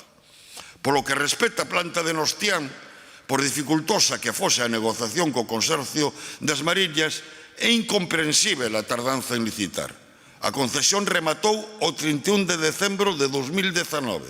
O goberno de Inés Rei dixo, ao comezar o anterior mandato, que agardaban que os pregos estivesen ultimados ao remate da concesión. E pasados máis de 5 anos, vostede di agora como un grande éxito que agora sí se vai licitar. Pois a ver se desta vai, porque mentras tanto o retraso non fai senón acentuar os múltiples problemas que afectan a planta. Pero volvendo ao acordo de investidura, nel se contemplaban, entre outros, os seguintes acordos a levar a cabo no primeiro ou nos 2 primeiros anos de mandato. Redacción do proxecto de lei de área metropolitana e exixencia da creación dunha autoridade única de transporte. Creación do Consello Económico e Social. Impulso ao Parque Cidade. Impulso ao Parque da Agra. Inicio da reforma do Pexón na canteira de Durmideiras.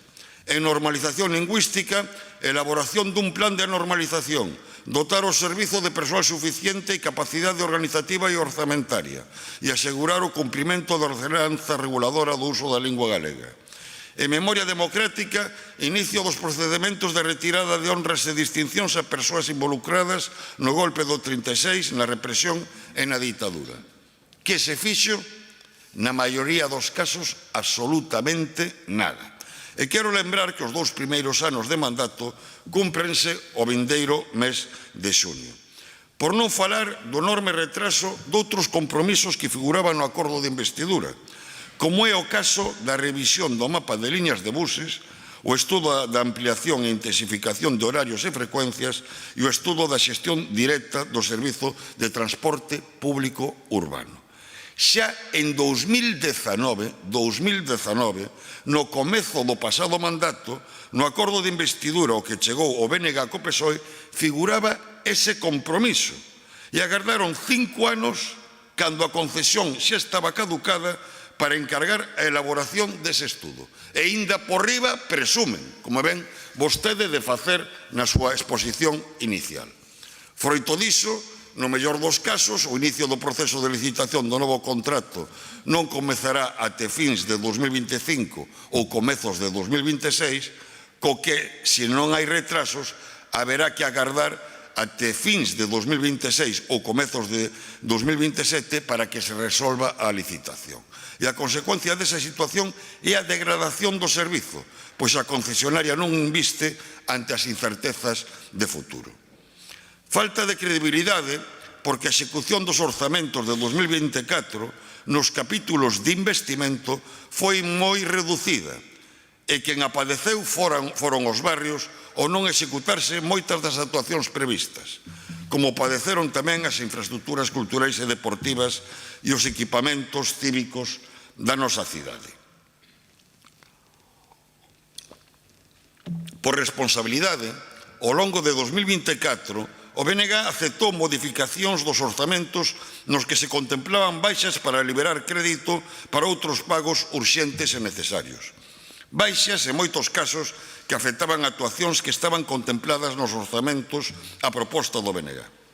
Entre elas, actuacións nos barrios ou para a mellora de equipamentos deportivos e culturais. E se o goberno local se centra só naquelas cuestións que forman parte das súas prioridades e secundariza os programas e actuacións que estaban incorporados aos orzamentos por iniciativa do BNG, é inevitável a perda de credibilidade e, por conseguinte, tamén a perda de confianza. Agora, no proxecto de orzamentos de 2025 contémplanse investimentos para o plan de barrios, para facer realidade o mercado de centro de Santa Lucía, para a mellora dos centros cívicos, tamén para a mellora de distintos equipamentos culturais como a Domus, o Fórum ou o Teatro Rosalía de Castro, para que sexan realidade as bibliotecas de Novo Mesoiro e Palavea, para o Parque de Monte Martelo, pero, como veño de dicir, estas actuacións xa estaban contempladas nos orzamentos de 2024 e en boa medida non se executaron. E quero lembrarlle unha cousa, señor Laje, porque parece que o subconsciente traicionouno. Dixo textualmente que eran os primeiros orzamentos no que había un plan de barrios. Había un plan de barrios nos orzamentos de 2024 e, ademais, a proposta do BNG. Acaba de demostrar vostede con esa afirmación o en serio que se tomaron o cumplimento dos compromisos co BNG. E mire, orzar non é executar. E con estes precedentes comprenderán vostedes que o proxecto que presentan non nos mereza credibilidade.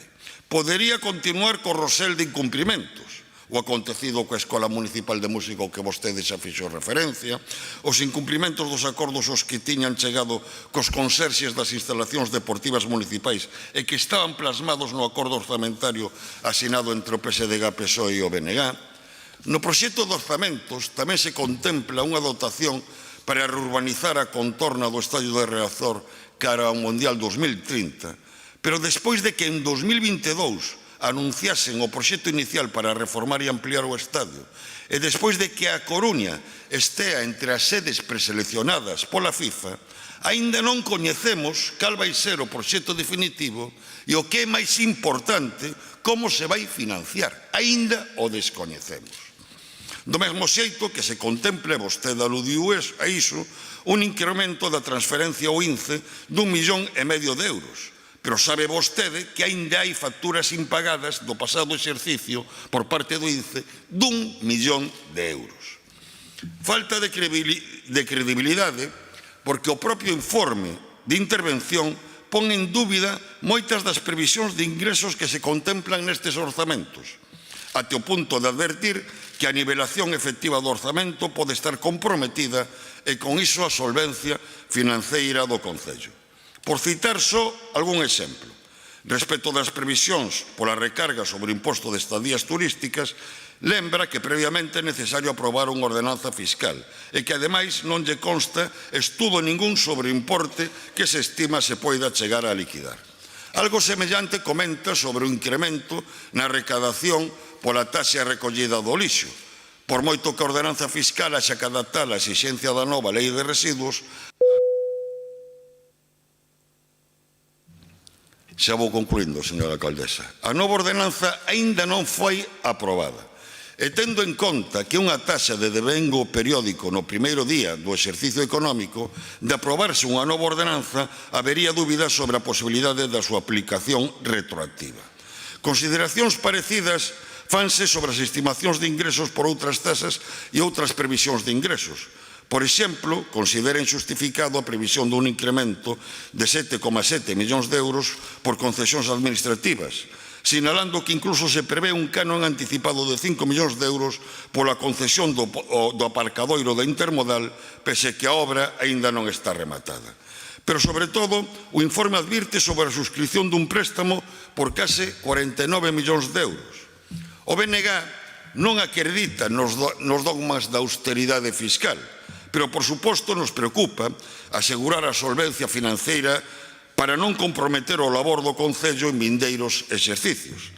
E por moito que saibamos que no proxecto de orzamentos se contemplan máis de 10 millóns de euros para amortizacións de débeda, e se a iso lle sumamos a disposición do remanente líquido de tesouraría, o grau de endebedamento vai ser menor, o interventor advirte de que o resultado final será de inestabilidade ou déficit, incumprindo a regra fiscal de equilibrio ou estabilidade financeira. E haberá que presentar un plan económico e financeiro que asegure o retorno a curto prazo á situación de estabilidade.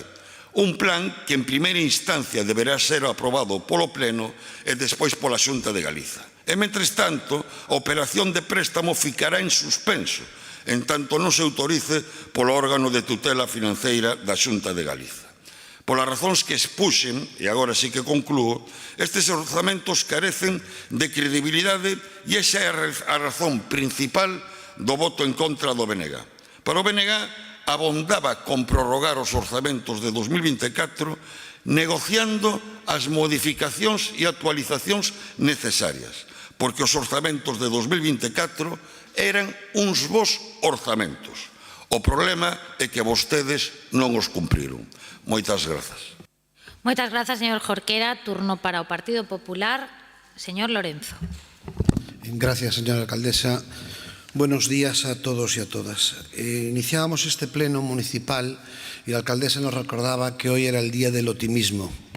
La verdad que si alguien hoy encarna en este pleno el optimismo es el señor Lajetuñas, cuando nos contó las bondades del presupuesto que presentaba. Qué pena que la realidad, que es muy distinta a la que sufrimos todos los coruñeses, no podamos unirnos a ese optimismo que él tiene. Ese optimismo que le digo, esa realidad, esa triste realidad que ya empieza con un presupuesto aprobado fuera de plazo, algo que ya estamos acostumbrados, desde que ustedes gobiernan solo aprobaron una vez el presupuesto dentro del tiempo y forma, y que esto produce graves perjuicios para la ciudad en el tema de inversiones y por supuesto también en el tema de los convenios. Pero este es el presupuesto de la falta de diálogo, lo anunciaba también señor Jorquera, ¿no? Es el presupuesto de Inerrey. Ustedes tienen una falta de capacidad de diálogo, no solo con sus socios, de los que de investidura, no solo con la oposición, que no se pusieron en contacto, sino también con los vecinos. Y después, cuando las cosas salen mal, porque cuando uno las lleva unilateralmente y salen mal, utilizan un poco lo que hace el gobierno central, ¿no?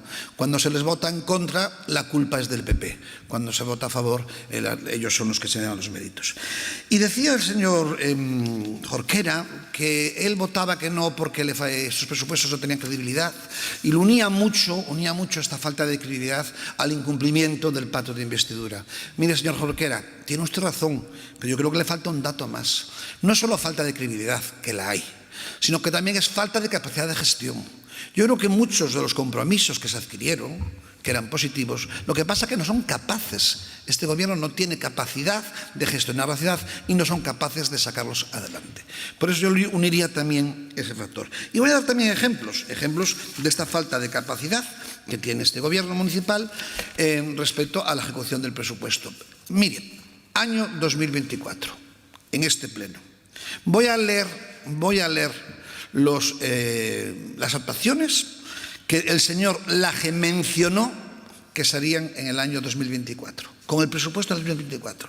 Dijo textualmente: este presupuesto 2024 permitirá, palabras textuales,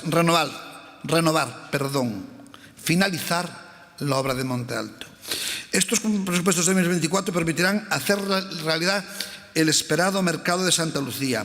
Hablaba de áreas verdes, del Parque do Visía, el Observatorio y Montemartelo. Hablaba de la finalización del Camino del Cura en los Rosales, de la peatonalización de la Sagrada Familia. Hablaba de las nuevas instalaciones de Novesoiro y Palavea.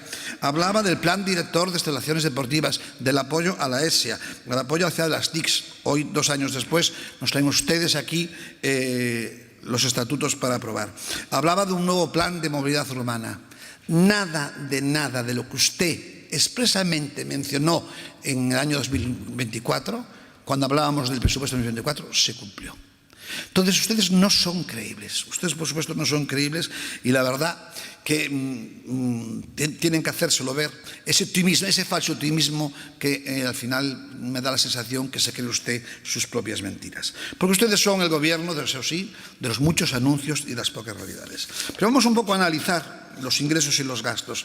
Decía usted que respecto a los ingresos había que tener prudencia. Que ustedes tenían mucha prudencia respecto a los ingresos. El otro día a mí, le escuché en una radio que la alcaldesa me acusaba de que no me había leído el presupuesto. Me da la sensación de que el que no se leyó el presupuesto fue usted, señor Laje. Me da la sensación de que quien no se leyó el informe del interventor es usted, señor Laje. Porque el interventor nos advierte que hay un déficit que discrepa en casi 29 millones de euros en cuanto a los ingresos. Porque dice que están inflados los ingresos respecto a los millones, que los 6,7 millones que hablan que va a aportar el Estado, que no se sabe a día de hoy cuál va a ser ese porcentaje, solamente hay una noticia en un periódico. ¿Prevén ustedes ingresar 2,5 millones por una tasa turística que aún no está impuesta? La Coruña, la ciudad que nadie es forastero mientras no pague por venir. Y también hablaba usted de que 3,3 millones de euros en incrementar la tasa por recogida de basuras. Al final se ha demostrado lo que venía denunciando el Partido Popular, que a raíz de esa ley que aprobaron en Madrid se van a subir las basuras un 33%. Pero también habla usted de unos incrementos de 7 millones en las concesiones. Concesiones que el interventor le llama la atención, que algún día le pediría una explicación, por ejemplo, respecto a Radio Televisión Española, que habla usted de un ingreso de 875.000 euros por un lado, porque tienen que dejar el edificio de la terraza, y por otro lado en el presupuesto aparece un convenio de 60.000 euros para que se desplacen Radio Televisión Española al edificio de Correos. No entiendo ese ingreso. Y ya no digamos los 5 millones de euros que esperan ustedes ingresar del canon del parking de la intermodal, que aún hoy está en obras. O los 2,2 millones que hablan ustedes de ingresos del canon del matadero, que llevan sin reclamarlo desde no sabe Dios cuándo, que incluso se plantea si ya prescribió esta reclamación. Y por último, habla usted de un crédito. que va a pedir un crédito de 48 millones de euros, un crédito que en estos últimos años los créditos son para inversiones, después no invierten, porque el propio presupuesto nos habla que el año pasado dejaron ustedes 80 millones sin invertir y de los cuales en los últimos años pidieron ustedes 137,5 millones de euros en créditos. Pero la deuda municipal se ha disparado a 149 millones de euros y el interventor informa que es necesario que para pedir ese crédito es necesario un plan económico financiero. Por lo tanto, este préstamo que ustedes van a pedir al banco, que va a ser utilizado para inversiones, tardará mucho en llevarse a cabo y tardará mucho, por lo tanto, en hacerse esas inversiones que tanto prometen año a año y que después no cumplen. Respecto a los gastos, bueno, ¿qué le iba a decir? Yo le escuchaba a usted, esto es un presupuesto dinamizador. Al comercio local le reducen un 16% la participación en dinamización. Hablaba usted de protección social, de que era el presupuesto del bienestar social. Rebajan 1 millón de euros, más de 1 millón de euros, la partida para el área social. Hay muchos programas en este ayuntamiento que tienen lista de espera a día de hoy y ustedes no aumentan la participación, pero reducen la participación en cuanto a presupuesto en las becas comedor, con el problema que hay, que ya hubo el año pasado, que dejaron ustedes a 600 niños con el derecho reconocido sin poder materializar esa beca comedor. Reducen ustedes también el presupuesto en la renta social y reducen ustedes también el presupuesto en la emergencia social. De la vivienda, poco hay que decir, poca apuesta. Pero claro, estamos desde el año 2019 esperando que pongan el primer ladrillo en Susán, del edificio municipal, de aquel acuerdo que llegaron ustedes cuando fue el famoso pleito del Conde Fenosa. Creo que ayer se empezaba. Después tardaron ustedes 5 años en sacar adelante un proyecto de vivienda, porque no tienen ninguna política de vivienda en esta ciudad. Por cierto, ¿qué está pasando con los ARIS, los vecinos de las Casas de Franco? No vi nada en el presupuesto respecto a si se va o no a terminar esa obra que tienen ustedes paralizada. Movilidad, hablaba usted del bus, la importancia del bus, que cada vez la gente utilizaba más el bus, pero lo tenemos sin contrato. ¿Sabían ustedes que se acababa la concesión? Tenemos una concesión sin contrato, porque ya le digo, pese a estar ustedes gobernando 5 años y sabiendo la fecha en que esa concesión se terminaba, no hicieron nada para sacarla adelante. Lo mismo en medio ambiente, también no vamos a hablar de los contratos de medio ambiente que tanto denunció. Pero bueno, luego hablan ustedes de los barrios. Van a hacer una oficina de atención ciudadana para que los vecinos puedan tener representantes del concello, funcionarios, eso sí, para atender sus peticiones en los barrios. Apostamos por la administración digital, pero bueno, yo también soy muy partidario de la administración presidencial. Pero yo le voy a dar un consejo. No manden a 2 funcionarios. Vayan ustedes a los barrios. A ustedes no les conoce nadie en los barrios. Y en los barrios es donde uno detecta los problemas que tienen los ciudadanos. Ahí es donde tienen que estar ustedes. No monten una oficina. No les hace falta. Esta ciudad es la de los 20 minutos. Pero sí les recomiendo, si quieren saber lo que pasa en la ciudad y dejar de vivir en esa fantasía y en ese optimismo, que vayan ustedes a los barrios, que hablen con los vecinos y que hablen con las asociaciones de vecinos. Por cierto, habla usted de un plan de barrios y reduce usted un 17,3 millones en respecto al presupuesto del año pasado en las inversiones en los barrios. Sin decirle solo, recordarle que desde que gobiernan dejaron más de 300 millones de euros en invertir en los barrios. Y luego muchas actuaciones que están ahí pendientes, que se repiten, pero yo voy a hablar de una porque me llamó la atención en su día. Me llamaron mentiroso, me llamaron que yo era una persona que inventaba bulos cuando yo dije lo del mercado de Monte Alto, que iba con retraso. Al final el tiempo me dio la razón, el mercado de Alto va con retraso. Usted dijo expresamente, y está ahí el acta, el año pasado que se acabaría en el 2024, estamos en el 2025 y el mercado de Monte Alto no se acabó. Pero hay una partida presupuestaria por importe de 404.000 euros para las obras del mercado de Monte Alto. Como dijimos nosotros, este retraso que llevaba el mercado nos cuesta a todos los ciudadanos, nos cuesta a todos los coruñeses. Por lo tanto, Miguel Lorenzo ni mentía ni creía bulos. Por otro lado, nosotros hemos presentado una enmienda, tengo poco tiempo.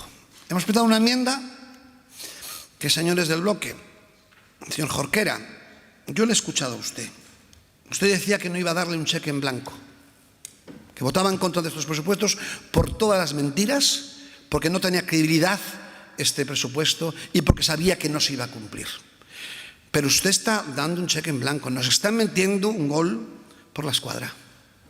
Sí, nos está metiendo un gol por la escuadra. Usted sabe, como yo, que si no se aprueba la enmienda que presentó el Partido Popular, estos presupuestos quedan sometidos a una cuestión de confianza. Cuando se discuta aquí la cuestión de confianza, seguramente ni usted ni yo, por lo que estoy aquí escuchando y oyendo, vamos a darle la confianza a este gobierno municipal. Pero por la ley dice que cuando se produce esto, hay un plazo de un mes para que se abra o no la posibilidad de una moción de censura. Me costaría mucho creer que usted apoyara una moción de censura para que gobernara el partido más votado. Pero si no se produce esa moción de censura, que sepa usted que estos presupuestos quedan aprobados. Y si estos presupuestos quedan aprobados, las bases que modifican estos presupuestos, que le dan todo el poder al gobierno municipal y el pleno municipal pierde todo el control sobre la ejecución de este presupuesto, tenemos una responsabilidad. Por eso yo a usted le pido que haga una reflexión. No le podemos dejar, no podemos permitir esta bajada en la calidad democrática en este concello. No podemos permitir que las decisiones en respecto al presupuesto no pasen por el Pleno. No podemos permitir que en esos planes que desconocemos, solamente conocemos la partida presupuestaria, no sabemos ni en qué actuaciones se van a gastar, puedan hacer cambios o transferencias de crédito sin pasar por el Pleno. Entonces yo a usted le hago esta reflexión. Si usted no quiere darle un cheque en blanco, si usted no quiere darle un cheque en blanco al gobierno, para que pueda hacer lo que quiere y cambiar lo que quiera de estos presupuestos, sin limitación alguna y sin control por parte de la oposición y sin control por parte de este Pleno, que nos están retirando las competencias, tiene usted que votar a favor de la enmienda del Partido Popular. Muchísimas gracias por su atención. Moitas grazas, señor Lorenzo. Turno para o señor Lajetuñas. Bueno, gracias, señora alcaldesa. Vamos a ir por partes. É evidente que hai un contexto de debate en torno ao proxecto de orzamentos, a diferencia que marcou o Bloque Nacionalista Galego, marcouna xa no seu momento. Permítame que lle diga, señor Jorquera, que eu respeto a súa posición, pero non podo compartila.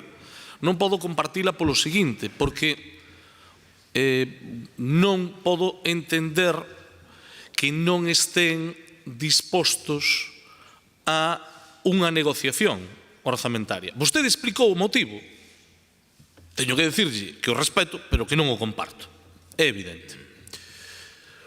Despois vostede fixo unha serie de consideracións críticas sobre o orzamento, onde ten que permitirme que lle faga algunha explicación. Eu creo que a diferencia da intervención que fixo vostede con respecto a que fixo o señor Lorenzo é que vostede entrou nalgúns asuntos nos que podemos coincidir ou discrepar, pero permite establecer un debate orzamentario. Vostede falou de execución, dice que foi moi reducida. Pois teño que dicirlle que non, señor Jorquera. Vostede colleu o dato que mellor lle viña para poder afirmalo, e eu podo entendelo, aínda que non o explicitou, pois vostede podía falar de porcentaxes, e entón eu podría darlle incluso a razón nalgúna de forma parcial. A execución de investimentos do Concello da Coruña no ano 2023, investimentos e transferencias de capital, capítulo 6 e capítulo 7, foi de 49 millóns de euros. Non hai ningún outro ano que se aproxime a este nivel de execución de investimentos. Que se aproxime. Hai un que queda relativamente cerca. Nos 4 anos do Partido Popular estuveron en torno aos 30 e moitos millóns nun ano de execución. Tamén baixo o mandato de Inés Rei. Pero non hai ningún outro ano como o 23. Pero pasemos ao 24. Porque unha cousa é facer os comentarios, que non é o seu caso, pero de cafetería, do que lle parece a cada un, e outras son os datos. Os datos, señor Jorquera, indican que no ano 24 se executou máis de 40 millóns de euros en investimento. E eu podo entender a crítica que fai vostede dicindo, bueno, foi menos do esperado. Foi menos do esperado, pero é a segunda mellor execución orzamentaria despois da do 23. Por certo, con ningún outro goberno, repito, con ningún outro goberno se chegou a executar a este nivel. Co cal, supoño que cando falamos das execucións orzamentarias e das execucións de investimentos, faremos comparativas co que temos visto, non só co que nos parece.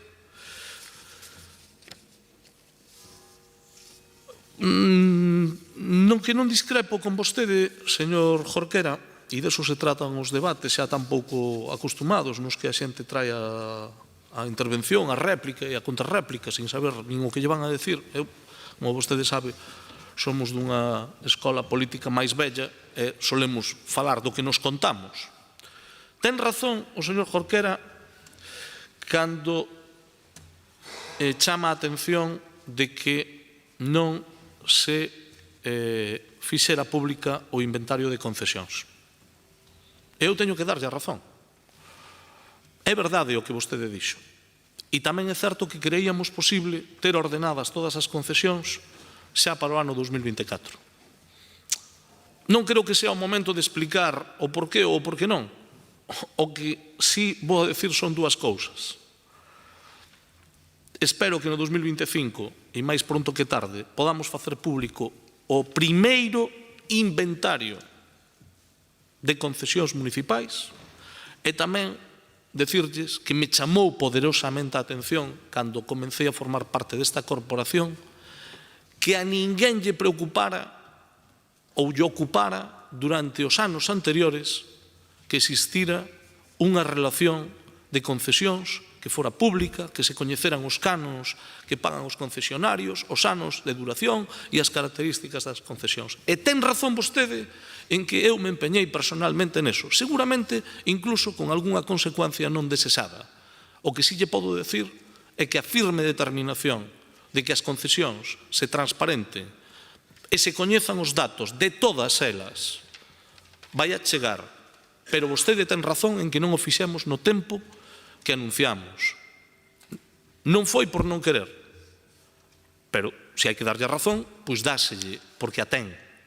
Ahora, tamén quero que entenda que estamos traballando niso e que o vamos a conseguir e que ademais entendemos que é un compromiso firme, no cal coincidimos tamén co seu grupo. No que si lle teño que facer un comentario importante é sobre a relación que ten coa débeda. Aquí, que me disculpe o señor interventor municipal, sempre utilizan os informes do interventor municipal para os debates e o interventor municipal non pode intervir. Ou, bueno, non pode, non intervén habitualmente. Entonces, non me gustaría a mí facer un debate sobre a tarefa do interventor. Eu creo que a intervención municipal fai un excelente traballo e creo que neste concello, non só co interventor municipal, sino con todo o equipo, creo que gozamos dun corpo profesional do cal sentirnos orgullosos. Fan un bo traballo. Pero as previsións sobre un orzamento que as fai a Concellería de Facenda pois son previsións de estado de ingresos e de gastos. Si nos vamos ao que sucedeu no ano 2024, que poderíamos ir ao ano 2024, no 2024 xa tuvemos este debate e se fixo unha referencia aos informes, incluso salen páxinas habitualmente dicindo o informe de intervención dice tal, o informe son todos razonables, o goberno é prudente e a intervención tamén o é. Vayamos aos datos. Cal era a previsión de ingresos ordinarios no ano 2024? E cal foi o resultado? Non me entenda mal, non vou decir eu que o interventor non tuvera razón e a tuvera eu. A realidade é que o informe decía, no 24, que tiñamos un optimismo de ingresos. Iso é o que decía o do ano anterior. A realidade é que houve máis ingresos ordinarios que os que prevemos. Co cal, non quere decir que o informe do interventor estuvera mal, o informe era bo. E máis, creo que o informe este ano é incluso millor. Agora ben, creo que debemos de analizar os datos en rigor. Nos fixemos unha previsión de ingresos e superamos esa previsión de ingresos. Podría entrar nun detalle. A primeira vez que se fai neste Concello, vostede gobernou, señor Lorenzo, vostedes saben o que facían co control de terrazas. Vostede, cando vai a unha terraza, paga un suplemento pola terraza, verdade? Todo cidadán espera que ese suplemento sea derivado de unha utilización do espacio público, que hai que repercutir. O primeiro ano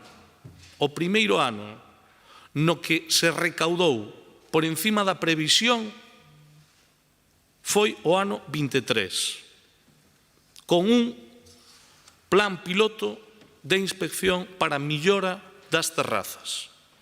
No ano 24, no 23, facíamos unha previsión de 354.000 euros. A previsión de 700.000 básase nun cálculo aritmético. Pero, por certo, a realidade é que se superou esa previsión e se liquidou 890.333,90.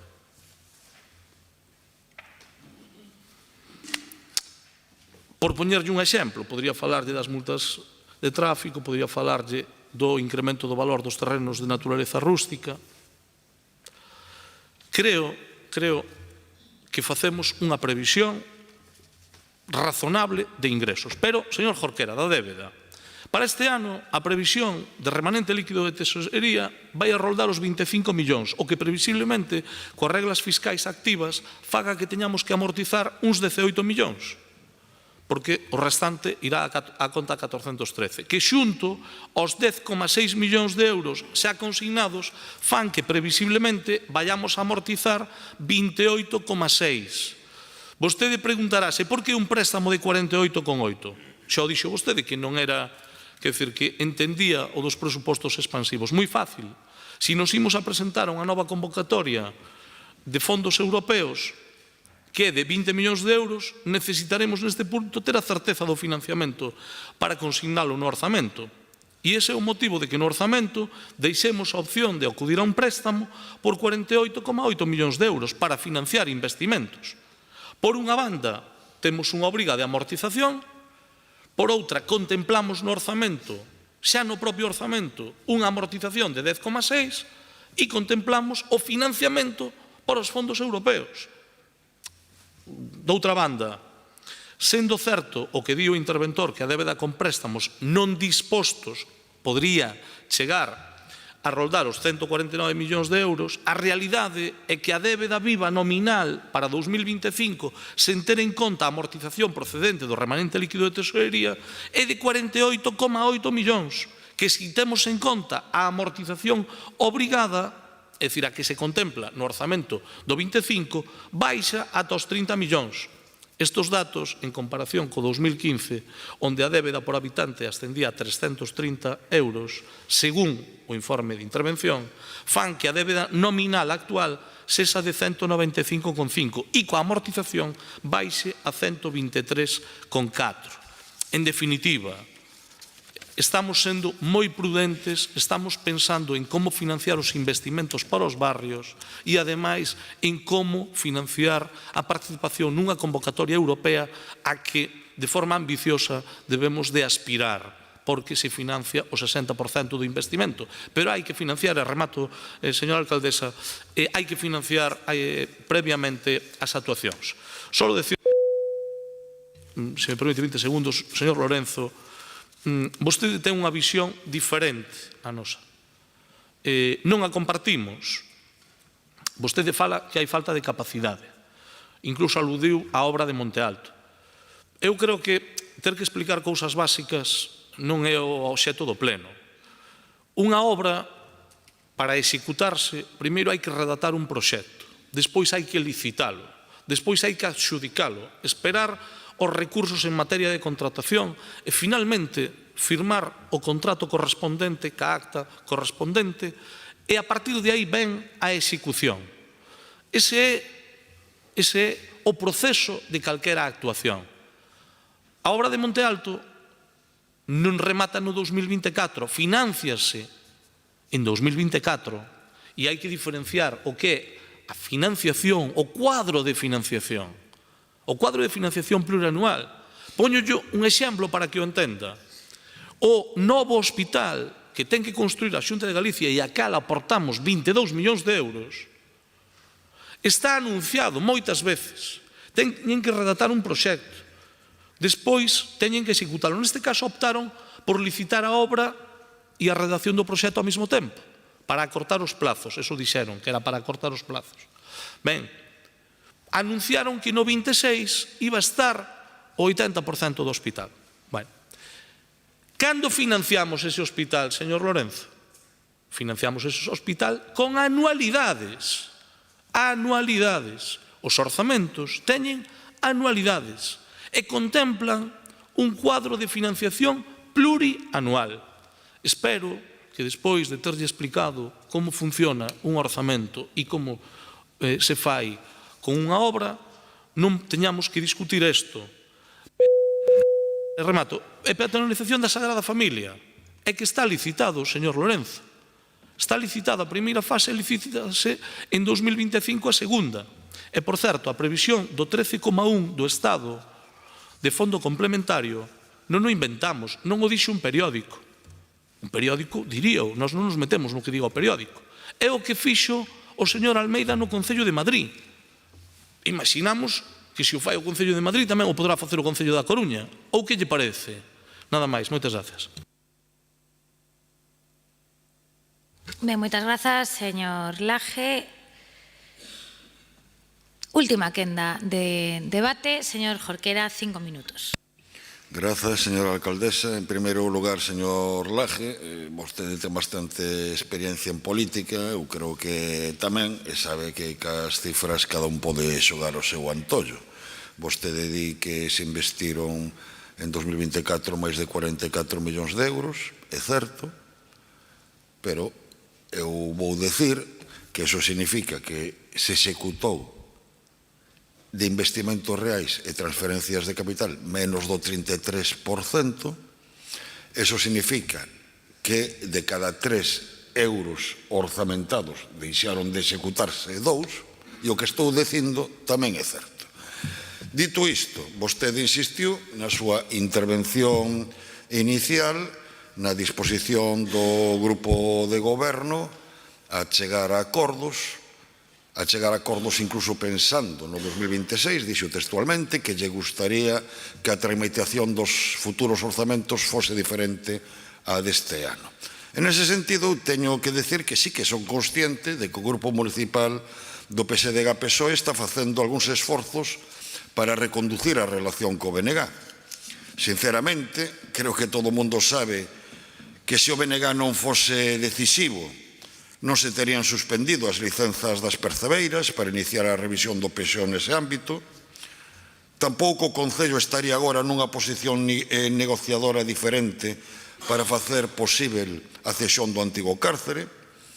Dificilmente se aprobaría no pleno de hoxe unha ordenanza reguladora dos pisos turísticos. Posiblemente tampouco se anunciaría unha taxa turística seguindo os pasos que en Galiza iniciou Santiago de Compostela.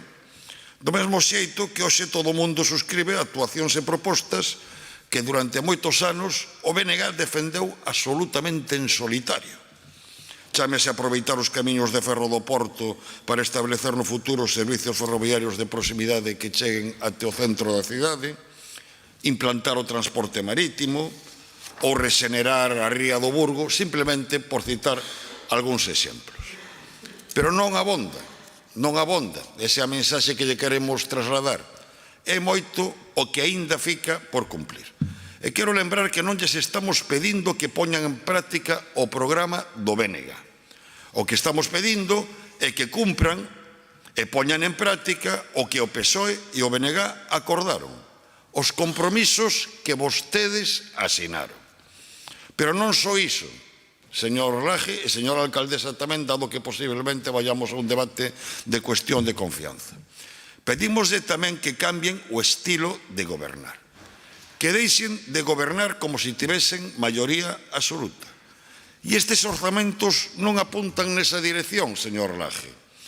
Como teñen decidido, se son rexeitados, vinculalos a unha cuestión de confianza, vostedes aproveitan para cambiar as bases de execución restando competencias ao pleno. Aínda que introduciran hoxe unha corrección de erros que non modifica isto no sustancial. Por exemplo, antes era competencia do pleno aprobar transferencias de crédito entre diferentes áreas de gasto e tamén entre diferentes capítulos orzamentarios, agora o pleno só será competente cando sexa unha transferencia entre diferentes áreas de gasto. O mesmo acontece coas modificacións das transferencias de crédito que afectan o anexo de investimentos e de subvencións nominativas. Antes esta posibilidade estaba reservada exclusivamente ao pleno, agora poderá facelo o goberno local.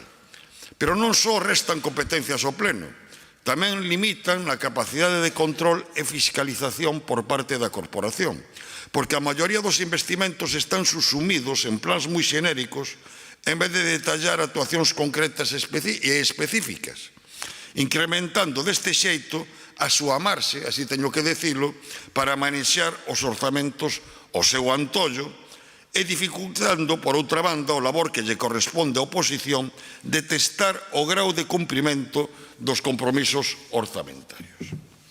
Pero teñan en conta vostedes, señores do Partido Socialista e do Grupo do Goberno, dúas cousas. E teñan en conta tamén estas dúas cousas o Grupo Popular.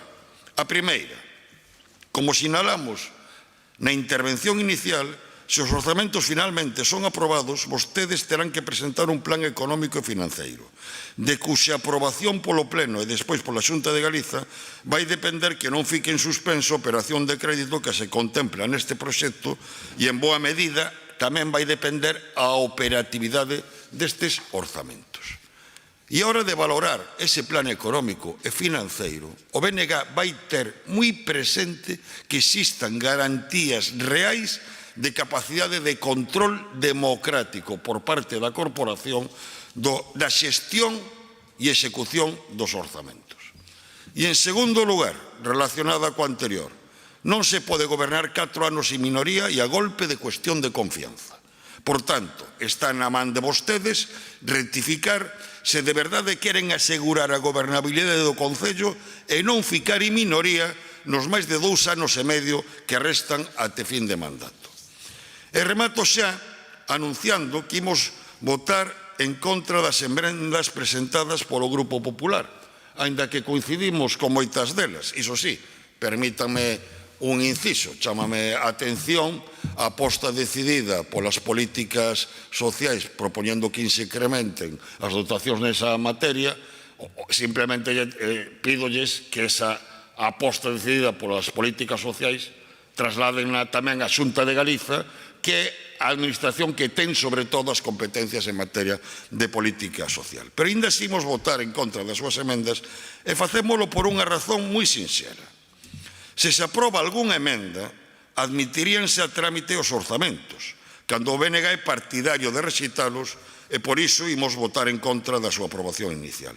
Pero miren, señores do Grupo Popular, ademais, no caso de que as súas emendas prosperasen, no caso de que a posición do BNG fose outra, vostedes, ao remate de toda a tramitación dos orzamentos, votarían a favor da súa aprobación definitiva? Contentaríanse só que a inclusión da súa emenda? Logo, que sentido ten a súa emenda, señores do Partido Popular? Reitero que o BNG votará en contra das emendas do Grupo Popular e da aprobación inicial dos orzamentos. Moitas gracias. Moitas grazas, señor Jorquera. Turno para o Partido Popular, señor Lorenzo. Gracias, señora alcaldesa. Bueno, ya veo que, señor Jorquera, permítame decírselo, no sé quién le está engañando. Yo no tengo a usted por una persona tremendamente inteligente y un gran político, y sabe mi respeto, incluso mi admiración, se lo digo en público y en privado. Pero tiene que ser que esté consciente de lo que supone no aprobar esta enmienda que ha presentado el Partido Popular, tanto a las bases de ejecución como a las partidas presupuestarias. Es verdad que me hubiera gustado que nos hubiéramos sentado a hablar y buscar a lo mejor un acuerdo entre ambas partes, porque yo cuando le escucho le aseguro que a veces pienso que es mucho más lo que nos une a usted, a mí, que lo que nos separa. Porque estoy totalmente de acuerdo con muchas cosas de lo que usted dice y de las denuncias que usted hace respecto a la forma de gobernar que tiene Inés Rey y este gobierno de minoría. Pero tiene que tenerlo claro, muy claro, que si usted vota en contra de la enmienda que presentó el Partido Popular respecto a las bases de ejecución, que usted ha denunciado todo lo que iba a pasar, que están restándole al Pleno conocimiento respecto a la ejecución del presupuesto, que no vamos a saber dónde se van a gastar las partidas, que van a poder hacer modificativos de partidas, cambios de partidas presupuestarias, sin que nos enteremos a dónde van. Si el propio interventor, que por supuesto yo también agradezco su gran labor y la pongo en valor, pero la labor es escucharle y es leer lo que dice y las advertencias que nos está diciendo, que por algo es un interventor, que ustedes después lo ponen a valor pero no lo escuchan. Dicho esto, usted habla que después tenemos que pedir un crédito, que ese crédito va unido a un plan de financiación, etc. Mire, ¿va a votar usted en contra un crédito que habla de las inversiones que tienen que hacerse en los barrios? ¿Va a dar usted ese mensaje a la ciudadanía? No. El Bloque Nacionalista Galego, atendiendo al plan de financiación, decide votar que no al crédito que se va a gastar en inversiones en los barrios. ¿Cómo se lo va a contar usted esto cuando vaya por los barrios? ¿Cree usted que va a poder controlar la ejecución del presupuesto a través de ese documento? No, no. Aquí hay unas bases que han cambiado por la puerta de atrás, que ni usted ni a mí nos dijeron nada al respecto, que ya lo quisieron hacer antes. ¿Se acuerdan? En el 2020 lo quisieron hacer. Lo que pasa que, bueno, nos dimos cuenta, los denunciamos, había otras fuerzas políticas y dijeron, ay, no, perdonen, nos equivocamos. De equivocarse nada. Esto es entregarle todo el poder al señor Laje Túñez. Todo el poder. Porque va a manejar el presupuesto. Ya solo controla el 80% de las competencias municipales. Su presupuesto en el área que él maneja sube de 97 millones a 121 millones.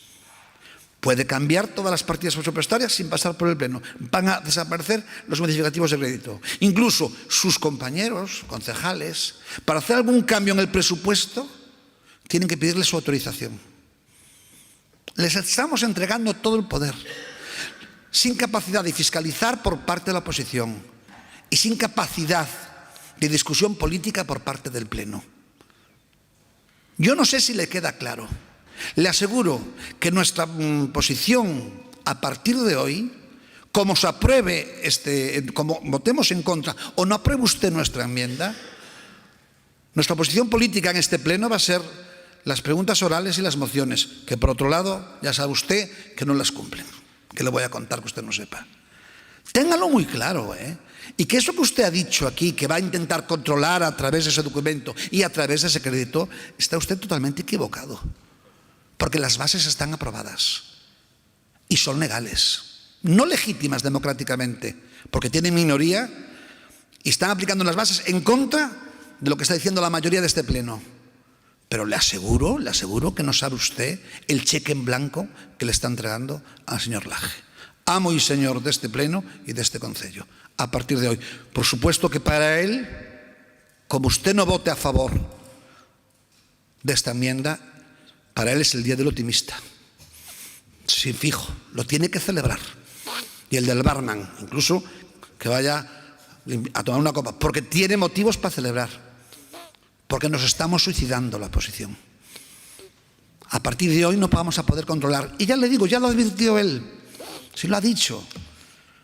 No va a haber más presupuestos. Con este presupuesto pueden tirar hasta el final de la legislatura. Sobre todo cuando hay unas bases que les permite hacer de todo. Si hay partidas presupuestarias que nos dice el interventor que no se sabe ni la finalidad. La partida 40 de inversiones por 9 millones, dice, es que no se sabe ni en qué se va a gastar. ¿Cómo vamos a controlar todo eso? ¿Cómo vamos a hacer si no va a pasar por el Pleno? Y nos van a dar todo hecho. Yo, que también es el día del optimista, te voy a decir una cosa, una anécdota. Esta mañana, cuando me llegó la modificación, me dijeron, oye, que hay una modificación respecto a las bases. Bueno, recularon, negociarían con el bloque y recularon. No, aún peor, aún peor. Pueden hacer los cambios que quieran, pueden cambiar las inversiones de un lado para otro y no tienen que dar ni información pública. Lo leyó usted. No tienen que dar información pública. Ya darán cuenta cuando quieran al Pleno. Entonces, esto es muy grave. Esto es muy grave y usted tiene una responsabilidad sobre esto. Usted, que se ha quejado hasta la saciedad de que ha sido engañado, que este gobierno no tiene credibilidad, que acordaron con usted una serie de acuerdos que no cumplieron ninguno, y ahora le va a dar este cheque en blanco. ¿Va a permitir usted todo esto? Señores del bloque, ya se lo digo, ténganlo claro, ténganlo claro. Miren, hace un año, en este pleno, que ustedes llegaron a un acuerdo por los presupuestos, decían que lo importante era el interés, el bien superior era el interés de La Coruña, de los coruñeses y de las coruñesas. Yo, apelando a ese interés, apelando a la transparencia, apelando a la capacidad de fiscalización que debemos tener la oposición, que para eso nos han nombrado y para eso estamos aquí, y apelando a la calidad democrática que debe presidir este pleno, le digo, señor Jorquera, señores del bloque, piénsenselo. Piénsenselo lo que van a hacer. Porque aquí, ya les digo, va a haber mucho lajetuñas y poca calidad democrática. Gracias por su atención. Moitas grazas, señor Lorenzo. Turno de peche para o señor Lajetuñas. Gracias, señora alcaldesa. Bueno, vamos a intentar abordar esta segunda parte do debate co máximo rigor posible. Creo que asistimos a un intento de outra natureza que creo que non corresponde entrar nel, non? Señor Jorquera, vostede fixo, por non perder o rigor dun debate orzamentario, vostede fixo porque, aínda que non lle guste ao señor Lorenzo, e seguramente a mellor non se valore, vostede pode non coincidir co goberno, pero vostede está establecendo un debate orzamentario. Entonces, é certo que nos investimentos previstos no 2024, claro que as cifras se poden coller dun xeito ou doutro. Vostede, que non o citara, e o fixo na súa segunda intervención, fixo alusión a 1/3 aproximadamente de investimentos sobre unha previsión global. Vostede máis eu sabemos, porque explicaba yo antes, señor Lorenzo, vostede non me falta explicarlo, sabemos que a maduración dos proxectos e a súa execución nunca é plena no ano no que se destinan os recursos. Se non somos demagogos, sabemos que é así. Vostede non o é habitualmente, polo tanto, sabe que destinar fondos a determinadas actuacións, se non se executan no ano, por técnica orzamentaria, é mellor facer unha modificación orzamentaria, que foi o que acordamos nesos modificativos, para destinalo a necesidades que había, dado que no ano natural non iba a dar tempo á execución, sobre todo cando se refire ao capítulo 6 de investimentos. Por qué? Por causas múltiples, que eso sí que pode ser, aí sí que lle acepto a crítica, en que ao mellor non tiñamos todos os proxectos redactados ou non tiñamos avanzado con eso, pero vostede sabe que non é posible unha execución plena no exercicio natural do orzamento. Dito isto, eso tamén explica que cando falamos de execucións orzamentarias de 49 millóns de euros no ano 23, récord deste Concello dende que hai rexistros, ou este ano que supera os 40 millóns de euros, non é só con proxectos que empezan no ano e rematan no ano. Son proxectos que maduran, teñen anualidades e acaban executándose en diferentes anos cando os plazos de execución superan os 12 meses. Por contribuir a que o debate no pleno de orzamentos sexa un debate orzamentario con fondo e forma.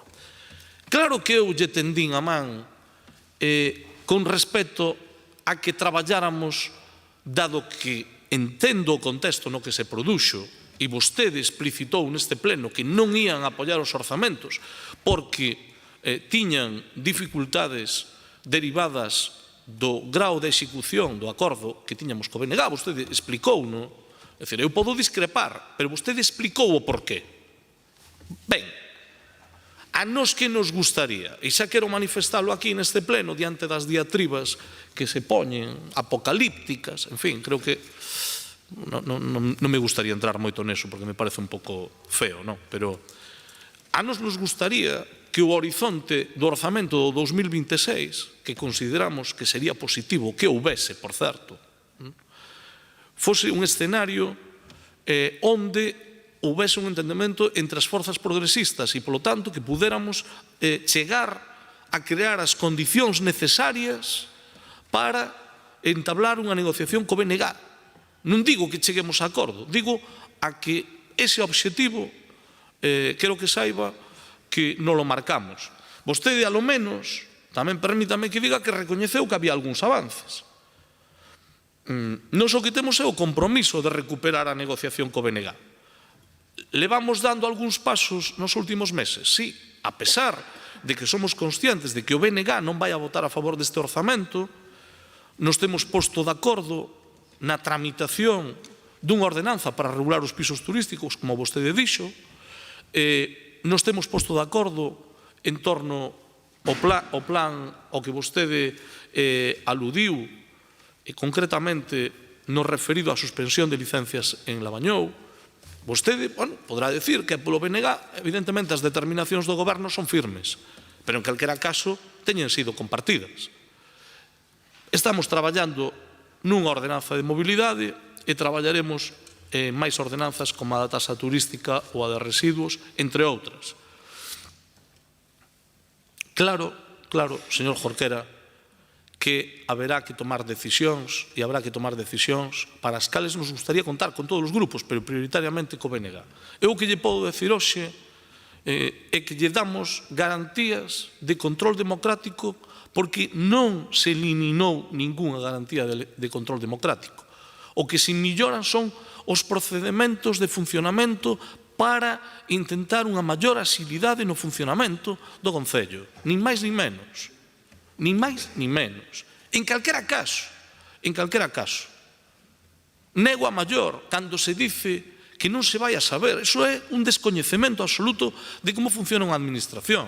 Por certo, a oposición participa nas xuntas de goberno, ten acceso a todos os expedientes. Non é certo que non se poida coñecer. Nos garantizamos non só o control democrático que está garantizado pola lei, non porque o garanticemos nós, sino que estamos en boa disposición de seguir traballando, superada a cuestión de confianza, de seguir traballando para sentarnos co BNG. E temos disposición en base aos acordos que hai establecidos. Creo que algúns denominados brotes verdes se poden ver. Se hoxe traemos aquí a pleno a regulación da ordenanza de vivendas turísticas, será porque o BNG ten unha posición evidente, é así, pero tamén porque o goberno ten unha vontade, co cal, cando menos, sexamos capaces de compartir que hai espacios compartidos nos que chegamos a acordo. Creo que é compatible a crítica que se faga con recoñecer que se está avanzando en algúns temas. Evidentemente, despois cada un o conta a súa maneira. Vostede dice, señor Jorquera, que non se investeu máis do 33% capítulo 6, capítulo 7, e eu digo que se invertiron 44 millóns de euros. As dúas cifras son certas. A miña significa que nunca se inverteu tanto, a súa significa que se podría invertir máis. Bueno, ningún dos dous decimos algo que non sexa certo. Señor Lorenzo, decíalle o señor Jorquera, ¿va usted a votar en contra de un crédito para los barrios? Non sabemos se o señor Jorquera vai a votar en contra dun crédito para os barrios. O que sabemos é o que fai o Partido Popular habitualmente. Cando aquí a este pleno se teñen traído modificativos para pagar a esos proveedores que vostede decía que querían cobrar, os que votaron a favor foron o Goberno Municipal, Partido Socialista e o BNG. Non foron vostedes que lle están preguntando ao señor Jorquera ahora o que vai a votar. Estaría ben preguntarlle, señor Lorenzo, e usted que va a votar? En contra de los barrios ou a favor? Pregúntallo ao señor Jorquera. Señor Lorenzo, primeiro, habrá que empezar polo que vai a facer o Partido Popular. Verdad que vostede non vai a votar en contra dun crédito a favor de los barrios, señor Lorenzo? Eso está clarísimo. Por eso yo pregunto ao señor Jorquera. Bueno, eu entendo. Que me parece a min, máis alá de que faga apelacións apocalípticas e tal, é dicir, o control democrático, señor Lorenzo, está garantizado pola normativa básica. Lei de bases, a lei de facendas locais, a lei que rixe as grandes cidades. Hai un marco xurídico moi amplo, moi amplo. Por lo tanto, non diga que non sabe a que se van a destinar, que pode supoñer que vostede non coñeza o que pon o orzamento, porque se vostede dice que non sabe a que se van a destinar as partidas, o que está é manifestando un descoñecemento do funcionamento dun orzamento. O orzamento é transparente e é claro, non hai dúbida ninguna. É máis, temos tomado nota do ben que fai moitas veces o Partido Popular o orzamento na Xunta de Galicia. O gallá fora tan transparente como este. Supoño que a vostede lle parecerá ben planificar e invertir nos barrios. Agora xa todo o problema é de control. Señor Lorenzo, vai a ter vostede todo o control que necesite. E, ademais, o invito a que todos os meses, se quere, faga un repaso con nós de como avanza o orzamento. Que iso é o lóxico. O relevante dos orzamentos é a liquidación. O orzamento é unha previsión de ingresos e de gastos. Por lo tanto, se falamos do 2024, que é o que ven de rematar, teríamos que decir que na previsión de ingresos chegamos a 357 millóns de euros e en gastos menos. Teremos un remanente líquido de tesorería aproximadamente de 25 millóns. O endebedamento é un endebedamento moi prudente, entre outras cousas que o que estamos a planificar son os investimentos. E non sei por que lles parece mal que os investimentos se planifiquen de abril do 25 a abril do 27. E logo, para cando se van a planificar? O normal é que se planifiquen a 24 meses. Só faltaría.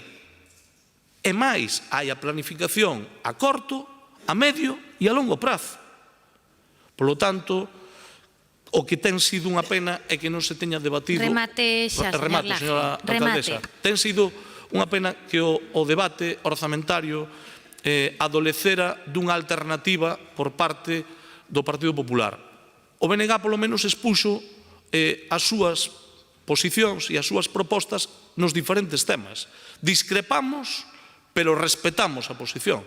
A posición do Partido Popular resúmese en que non lle gusta o orzamento.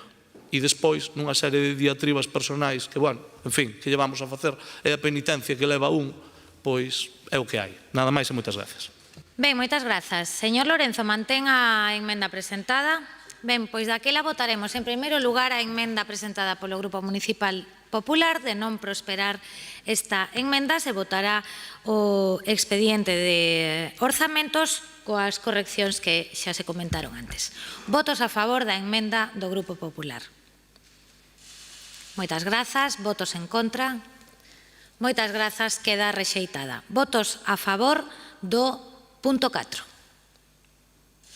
Grazas. Votos en contra. Queda rexeitado. Ben, tendo o resultado da votación e sendo rexeitados os orzamentos, anuncio aos membros da Corporación Municipal que me someterei a unha cuestión de confianza vinculada á aprobación destes orzamentos o vindeiro martes 11 de febreiro. Polo tanto, solicito formalmente á Secretaría Xeral que se proceda á convocatoria desa sesión extraordinaria. Sendo as 12:40, imos facer unha pausa un pouquiño máis longa para que a Secretaría lle dea tempo a convocar para o vindeiro pleno e retomamos a 1:15, se lles parece. Moitas grazas.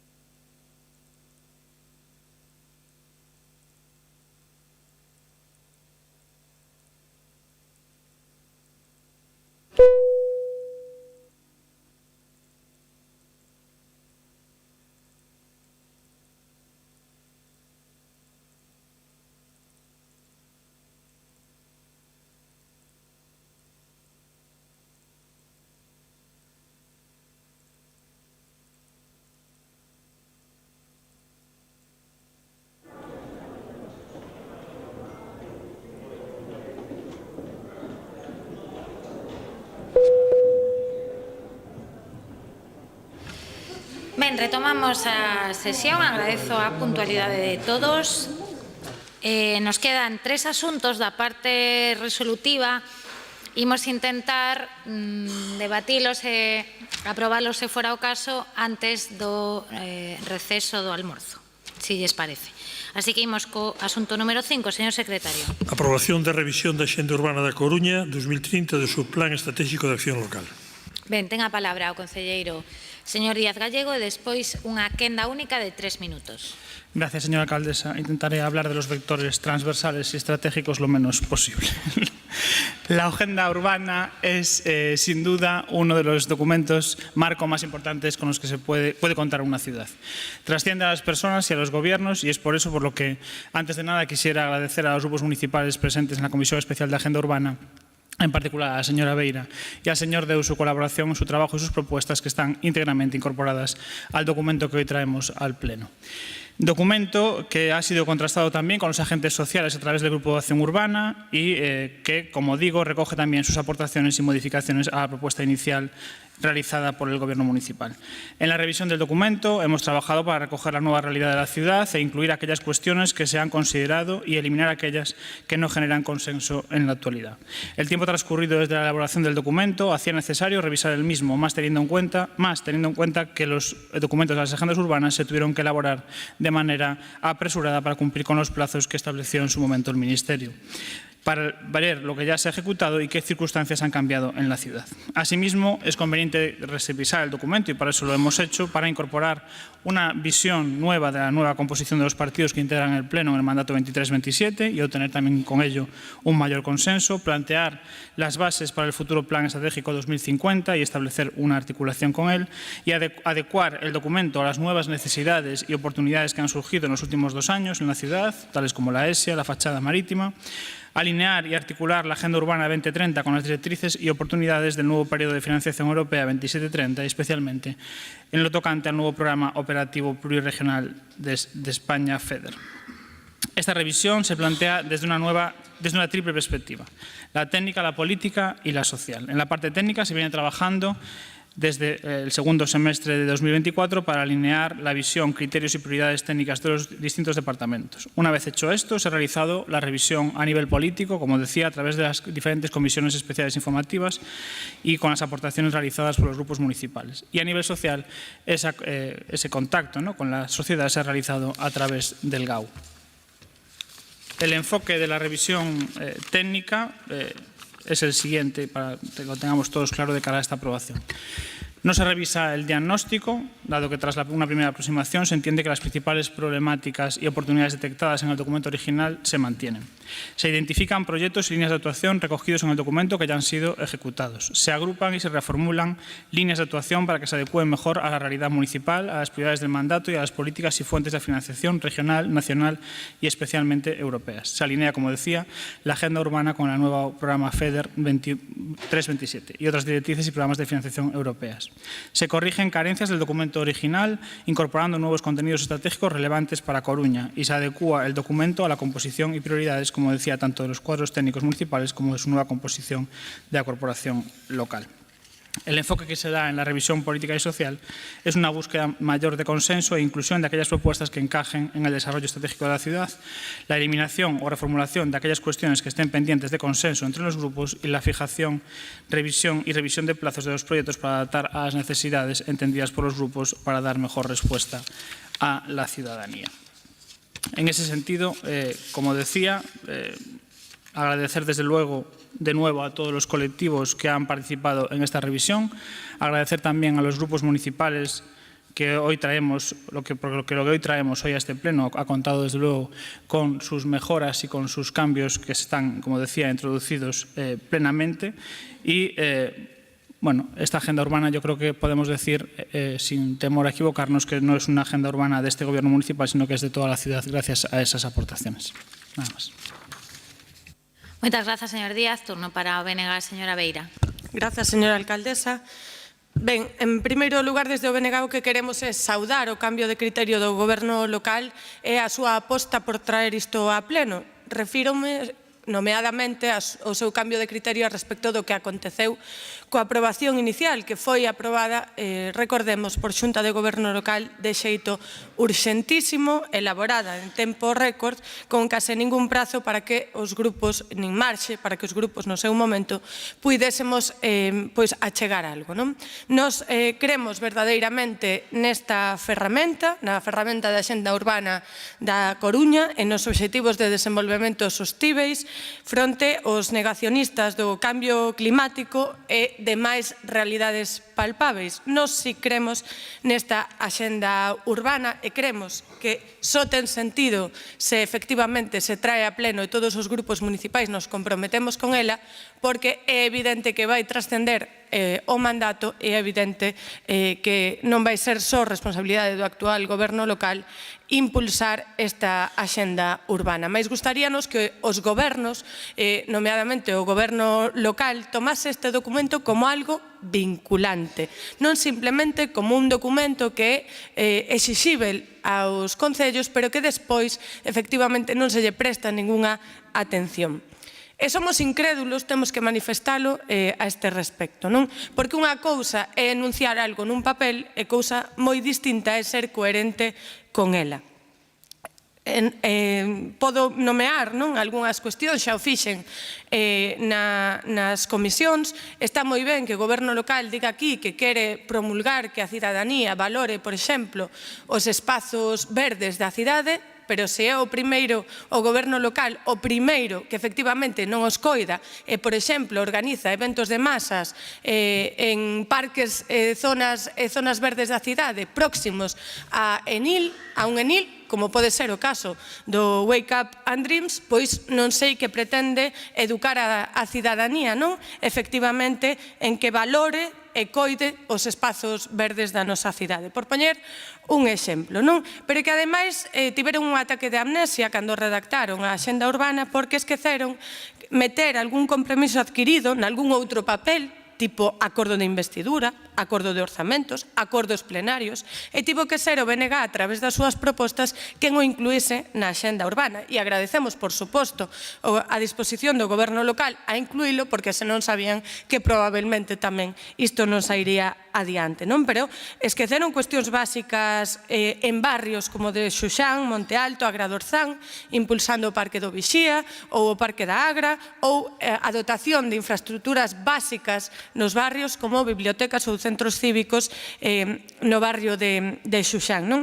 Esqueceron cuestións básicas que teñen a ver co medio ambiente ou o cambio climático, non poñían nada respecto das plantas exóticas, replantación con especies autóctonas ou un plan de recursos hídricos para a área metropolitana que, se están hoxe na Axenda Urbana, é por proposta do BNG, non? Esqueceronse tamén da parte social da Axenda Urbana, non puxeran o plan de inclusión social, nin o reforzo dos servizos sociais da cidade, nin tampouco, tiñan moi presente tampouco o ámbito cultural, esqueceron no ámbito deportivo incluir que se impulse na nosa cidade un espazo para a práctica do atletismo, esqueceran o comercio local e a posta en valor do produto que se cociña, se elabora e se obtén na nosa comarca e na nosa cidade. Esqueceron que non teñen redactado un plan estratégico de turismo, dixeron que iban a impulsar, poñía que iban a impulsar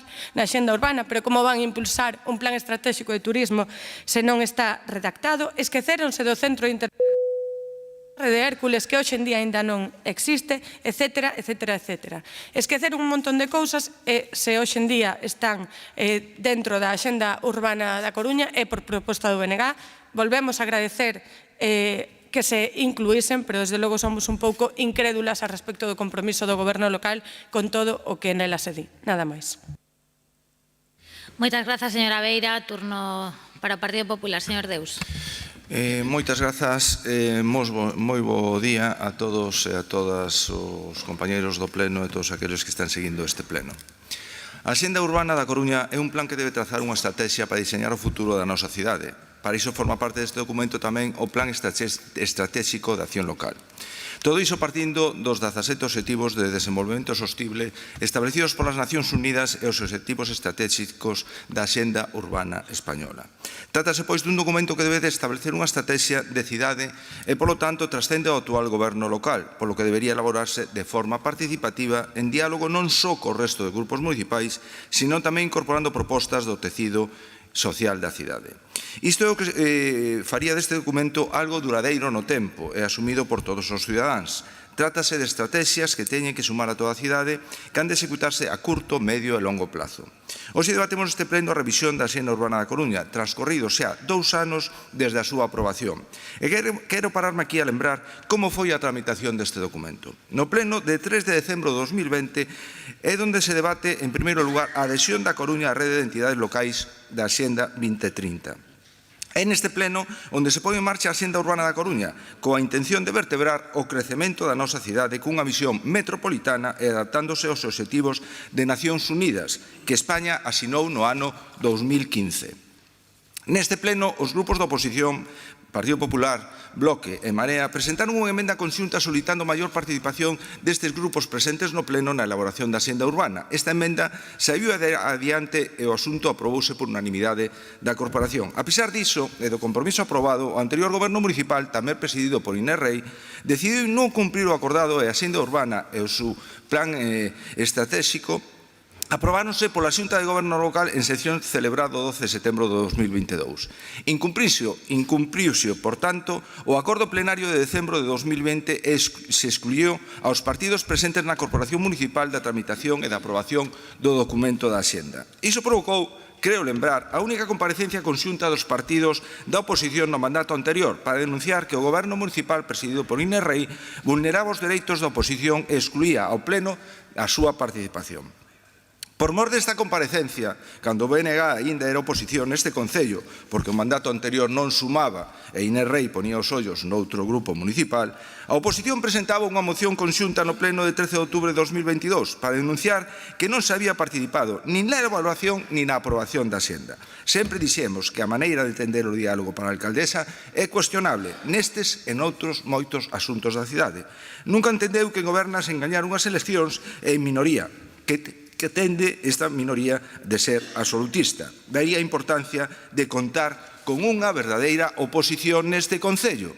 E quero incidir nesto, señores e señoras do BNG. Non se pode estar a sober e soprando á vez. Tiñan vostedes que decidir o que querían ser hoxe, ou ben oposición ou comparsa de Inés Rei. E me temo que han elixido a peor decisión. Somos conscientes que nestes momentos posta nun lado da balanza a Alcaldía de Santiago e noutros intereses da Coruña, para o BNG, señor Jorquera, pesa máis a Alcaldía de Santiago. A vista está, e todos os coruñeses deben sabelo, que hoxe renunciaron a ser unha verdadeira oposición neste Concello. Non será porque non o advertimos. Se vostedes van e consentiron aprobar estes orzamentos por acción ou por omisión, estes orzamentos que pretende aprobar Inés Rei, hoxe foron consentidores de que se aprobaran a modificación das bases de execución, que conteñen, eliminando o control e a fiscalización do pleno nos asuntos trascendentais para os intereses da cidade. O Bloque Nacionalista Galego é o cómplice deste retroceso democrático para o que queda de mandato. Sí, señor Jorquera, para o que queda de mandato. Xa non os necesitan, señor Jorquera. E iso vai a ser así. E isto teñen que sabelo todos os coruñeses. Pola miña banda, e a vista da tortuosa tramitación... Remato ya, señora alcaldesa. A vista da tortuosa tramitación deste documento, do que non volvemos a saber nada ata a convocatoria da Comisión Especial, quero agradecer o intento de diálogo do concelleiro de Urbanismo, que polo menos nos permitiu comentar algún aspecto do documento e agradecer tamén o traballo dos funcionarios municipais que interviñeron na redacción do mismo. E xa, rematando a miña intervención, decirles que somos escépticos na capacidade deste goberno municipal para levar a cabo e implantar este documento. Estaremos pendentes do seu grado de execución. Moitas grazas. Moitas grazas, señor Deus. Turno de peche para o señor Díaz Gallego.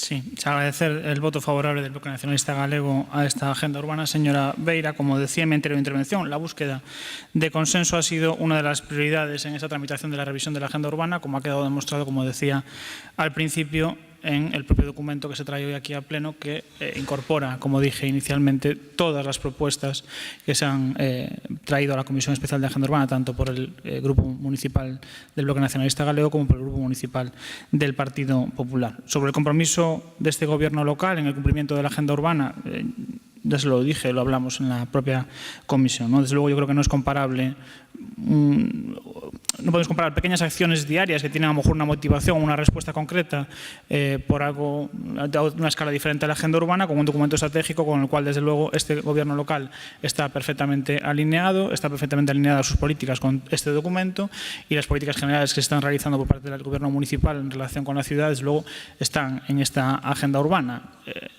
Propuestas pequeñas y de otra escala que a lo mejor afectan o considera usted que no cumplen con la agenda urbana, pues entiendo que ese cambio de escala es el que motiva y el que da respuesta a que puedan existir ciertas incongruencias. En todo caso, bueno, la enumeración de las incorporaciones que hace el BNG al documento que realizó, lo que demuestra es eso, el consenso alcanzado por el mismo, consenso que también existe con el Partido Popular, que también se han incorporado a las propuestas que presentó en la propia comisión el señor Deus. El señor Deus hacía la reflexión de que tenía que haber contado con las propuestas de la ciudadanía, de los colectivos. Esas propuestas están contenidas porque se han trasladado a través del Grupo de Acción Urbana, del GAU, con lo cual entendemos que en ese sentido el documento está perfectamente cubierto tanto por la parte política como por la parte social de la ciudad. Agradecer en todo caso, entiendo que el voto favorable de los dos grupos municipales, aunque no lo han verbalizado directamente, pero entendiendo que las enmiendas y sus propuestas están recogidas al 100%, así será, y desde luego desear que este documento de agenda urbana y este plan de estratégico de acción local tengan un cumplimiento y un grado de ejecución elevado, porque será bueno para toda la ciudadanía. Gracias. Ben, moitas grazas, señor Díaz. Remata o debate. Procedemos á votación deste asunto número 5. Votos a favor. Grazas. Votos en contra. Abstencións. Moitas grazas. Queda aprobado. Pasamos xa ao asunto 6, señor secretario. Aprobación inicial da ordenanza reguladora das vivendas de uso turístico na cidade da Coruña. Señor Díaz, ten a palabra novamente. Despois a quenda é de 5 minutos por grupo. Gracias, alcaldesa. Traemos hoxe a aprobación inicial a ordenanza reguladora das vivendas de uso turístico da cidade da Coruña, unha ordenanza que levábamos tempo traballando en ela tanto dentro do propio goberno local como dentro da mesa de vivendas de uso turístico e que recolle o que entendemos que son os fundamentos e a necesidade de introducir esta ordenanza na nosa cidade. En primeiro lugar, a regulación dos requisitos e condicións para implantar a actividade de vivendas de uso turístico na cidade configúrase como ferramenta imprescindible para poder ordenar estes usos e controlar a observancia dos instrumentos de ordenación e plenamento da aplicación. Logo, ademais de as sentencias que existen en materia de vivendas de uso turístico que determinan ese uso terciario, ese uso non residencial e que obliga a que exista unha ordenanza que regule a súa posición nos edificios e que estableza claramente que tipo de uso é. A expansión das vivendas de uso turístico repercute na cidade, como xa temos dito en moitas ocasións, en distintos aspectos, nomeadamente no acceso á vivenda, ao reducir o parque de vivendas disponibles para aluguer, ao incrementar os prezos dos alugueres, que no caso da xente nova resultan desproporcionados cos seus ingresos, na compatibilidade dos usos residenciais cos turísticos nos edificios que comparten as instalacións e espacios comuns e mesmo nos espacios e servicios públicos que determinan o modelo de cidade. Xunto cos conflitos que xorden na convivencia entre a veciñanza e as persoas de paso nos edificios, tamén a oferta comercial e os servicios vanse acomodando ás demandas turísticas sobre as necesidades da ciudadanía, que experimenta un proceso de xentrificación e a incompatibilidade dos usos co desenvolvemento da vida cotiá e tamén o encarecemento dos prezos en xeral. A ordenanza quere ter en consideración a posibilidade de intervir na renovación do parque das vivendas e na recuperación do uso dos baixos dos edificios desocupados. É por eso que esta ordenanza prioriza tanto que estes usos terciarios se ubiquen nas plantas baixas como que esas intervencións que se teñen que realizar para a implantación de vivendas de uso turístico cumplan íntegramente coa normativa da habitabilidade para poder revertir ese uso e devolverlo ao uso residencial cando sexa posible. Nas condicións de implantación terase en conta na contorna do Plan Especial de Protección os principios de conservación e protección do patrimonio arquitectónico e cultural e a necesidade de frear os procesos de xentificación do parque de vivenda residencial. É certo que, nos casos dos cambios de uso que se realicen no Plan Especial, terán que ser ademais aprobados pola Comisión do Plan Especial polo cal temos ese doble control, ese doble check de protección do patrimonio na cidade. E no ámbito do Plan Xeral, as zonas de cidade nas que, segundo as ordenanzas de aplicación, poden implantarse as vivendas de uso turístico e as súas condicións tamén están reguladas nesta ordenanza, partíndose do principio da consideración deste uso terciario, como din as sentenzas tanto do Tribunal Superior de Xustiza de Galicia como do Tribunal Supremo. Polo dito, con esta regulación trátase de acomodar este uso en expansión coas previsións do planeamento municipal e establecer o procedimento de control da actividade baixo o principio de reversibilidade, co obxecto de propiciar as condicións de retorno ao uso propiamente residencial e acadar o equilibrio entre as distintas necesidades da cidadanía. A ordenanza regula tamén as habilitacións administrativas exixibles para implantar e desenvolver a actividade e para executar as obras. Así, sen prexuízo de a exixencia de presentar unha declaración responsable ante a Administración Autonómica competente no eido de turismo, como xa se viña facendo, as persoas que proxectan implantar e desenvolver a actividade deben presentar unha comunicación previa ante o Concello da Coruña como título habilitante para exercer a actividade de vivenda de uso turístico e a comunicación previa ou licenza para executar as obras necesarias para implantar unha vivenda con requisitos exixidos na normativa de habitabilidade. Igualmente, prevense medidas de reposición da legalidade que corresponden ante a implantación e o desenvolvemento da actividade clandestina, ceses temporais como medida cautelar. E mesmo se resultase ilegalizable por desconformidade co planeamento a orde de cese definitivo da actividade ilegal e a reposición do inmoble afectado ao estado anterior á implantación da actividade obxecto das actuacións. No último capítulo desta ordenanza, ademais, establecese un procedimento para declarar zonas saturadas por esta actividade nas condicións e cos efectos que se regulan no propio texto da ordenanza. En relación con esta ordenanza, dende logo quero destacar o traballo da, valga a redundancia, mesa de traballo das vivendas de uso turístico, unha mesa de traballo que foi exposta como caso de éxito pola FEM nas reunións relativas ás vivendas de uso turístico e que dende logo todos os colectivos que participaron puderon aportar as súas ideas e as súas creencias de como teñen que ser esta ordenanza. Están todas aquelas incorporadas, obviamente aquelas que ian en contra da regulación non, pero aquelas que dende logo eran favorables á regulación están hoxe contidas esta ordenanza que traemos a aprobación inicial e, dende logo, tamén agradecer ao Grupo do Bloque Nacionalista Galego co que temos negociado esta ordenanza, as aportacións que se realizaron durante todos estes meses pasados. É unha peza máis, como digo, da política de vivenda do goberno local, non é a peza definitiva, porque non hai unha única peza definitiva en política de vivenda, pero sí que é unha peza máis que vai axudar a mellorar o problema da vivenda na Coruña. O Goberno local, dende logo, está comprometido co que onte nos trasladaba a ministra de Vivenda, eses tres pilares sobre os que traballa o Goberno do Estado, que son nova vivenda pública e protexida, regulación e axudas. E, nese sentido, o Goberno de Inés Rei está traballando, como digo moitas veces este pleno, e fora neses tres pilares, tanto na nova vivenda pública e protexida, como na regulación, con esta ordenanza que tenemos hoxe, a aprobación inicial en la declaración de zona tensionada que anunciamos hai uns días, como nas propias axudas que se condensan as axudas á rehabilitación do propio Concello da Coruña e as que temos con fondos incorporados do Ministerio. Esta ordenanza, como decía, non é a solución única ao problema da vivenda na Coruña, pero, dende logo, é unha peza máis do puzzle que temos que activar. Moitas gracias. Moitas grazas, señor Díaz. Turno para o BNG. Señora Beira, 5 minutos de intervención. Grazas, señora alcaldesa. Desde logo, todas e todos, se vivimos na realidade da Coruña, podemos detectar efectivamente que hai un problema coa situación da vivenda. Podemos falar da falta de regulación dos prezos do aluguer, ese mercado tensionado que é hoxe en día o mercado do aluguer na cidade da Coruña, a retracción dun número moi importante, moi elevado de vivendas que poderían estar no mercado do aluguer normal que están hoxe en día no mercado das vivendas de uso turístico, ou a falta de oferta de vivenda pública, nomeadamente en réxime de aluguer.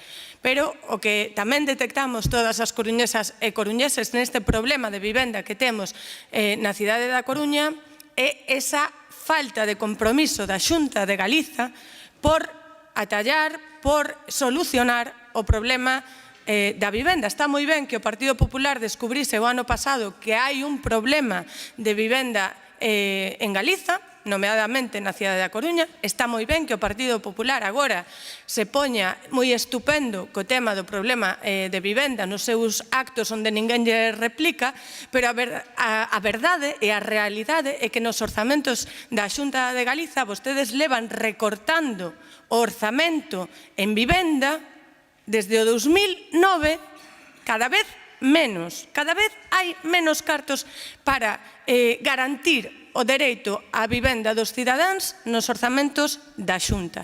E cada vez lle poñen máis difícil á poboación galega acceder incluso á vivenda protexida. Cada vez lle poñen máis difícil. Nos últimos 2 anos subironlle un 40% os prezos ás vivendas protexidas. Esta é a política do Partido Popular na Xunta de Galiza. Pero nós cremos desde o BNG que os gobernos municipais poden facer moito. E crémolo porque nós desde o BNG o estamos facendo e o está facendo a Alcaldía de Santiago de Compostela por moito que lles doa e lles renxa, que está pelexando polo mercado tensionado e pelexou porque houbese unha regulación das vivendas de uso turístico. Como está a pelexar este grupo municipal no Concello da Coruña porque o goberno local se comprometa firmemente con esa exixencia de que se declare como mercado tensionado o mercado da Coruña e que se regule a ordenanza das BUT, que se regulen as vivendas de uso turístico. E se hai unha ordenanza hoxe en riba da mesa e se hai unha ordenanza hoxe que se trae a pleno é porque o Bloque Nacionalista Galego puxo toda a carne no asador para que esta ordenanza saíse adiante e porque o puxemos como un requisito indispensável para poder continuar este mandato. Desde logo, nós creemos que desde os gobernos municipais se poden facer cousas, nós creemos efectivamente que esta ordenanza era necesaria e quero facer algunhas reflexións. Miren, para quen di que non exerce ningunha actividade económica, pero a vez reivindica que a súa economía familiar se complementa ou se sostén a través da explotación de vivendas de uso turístico, eu pídelles que se aclaren. Ou exercen unha actividade económica ou non a exercen. Para quen di que a única vía de regulación das vivendas de uso turístico é a modificación puntual do PEXOM, nós desde o BNG dicímosles que noutras partes do país tamén se ten acudido á elaboración dun criterio interpretativo do PEXOM que está vixente hoxe en día e que se non é máis eficaz é pola inacción da Xunta de Galiza. Para quen lle augura a fin do turismo na cidade da Coruña, nós desde o BNG o que lle dicimos é que o turismo existía na cidade da Coruña antes de que existisen as vivendas de uso turístico e seguirá habendo despois da súa regulación. Cando falamos de turismo, e convén pararse nisto, do futuro do turismo, teremos que preguntarnos varias cousas. Que modelo de turismo como sector económico se quere promover? Que modelo de cidade se pretende promover? Porque unha na que as coruñesas e coruñeses teñamos que irnos fora da cidade porque non podemos acceder a unha vivenda, no que os barrios estean absolutamente desnaturalizados, sen vida propia, sen veciñas e veciños, unha cidade na que as coruñesas e coruñeses non poidamos desfrutar nin sequera da hostalaría, senón únicamente traballar nela, non é o modelo de cidade do Bloque Nacionalista Galega, nin é un bon modelo de turismo. Que visitantes e cantos visitantes apostamos por traer? A peso. E por que menciono estas preguntas? Porque hai que adiantarse os problemas. Non temos que chegar a situacións extremas como se teñen chegado noutras cidades. O que é desexável é atopar os mecanismos para promover un turismo sostíbel antes de tocar fondo como teñen tocado outros territorios. Nós desde o BNG creemos que esta ordenanza podía ter chegado antes a pleno, porque hoxe en día as vivendas de uso turístico xa son un problema para o acceso á vivenda na nosa cidade, porque na cidade da Coruña, tal como anunciaba o concelleiro, está a orde do día a substitución dos residentes habituais nos barrios por turistas. Isto é así. A xentrificación hoxe en día é un problema na nosa cidade. Está a orde do día a non renovación dos contratos do aluguer habitual para converter os pisos en pisos turísticos. Para que? Para sacarlle un maior rendemento económico. E iso está a detraer un número importante de vivendas do mercado do aluguer que deberían de estar efectivamente nese mercado. E está adulterando completamente os prezos do aluguer. E segue habendo quen promove a súa non regulación, que sigamos vivindo sen límites nin intervencións, aínda que iso supoña pasar por riba dos dereitos básicos máis fundamentais. Nós estamos moi ledas e moi ledos porque chegue a ordenanza finalmente a este pleno, saudámolo.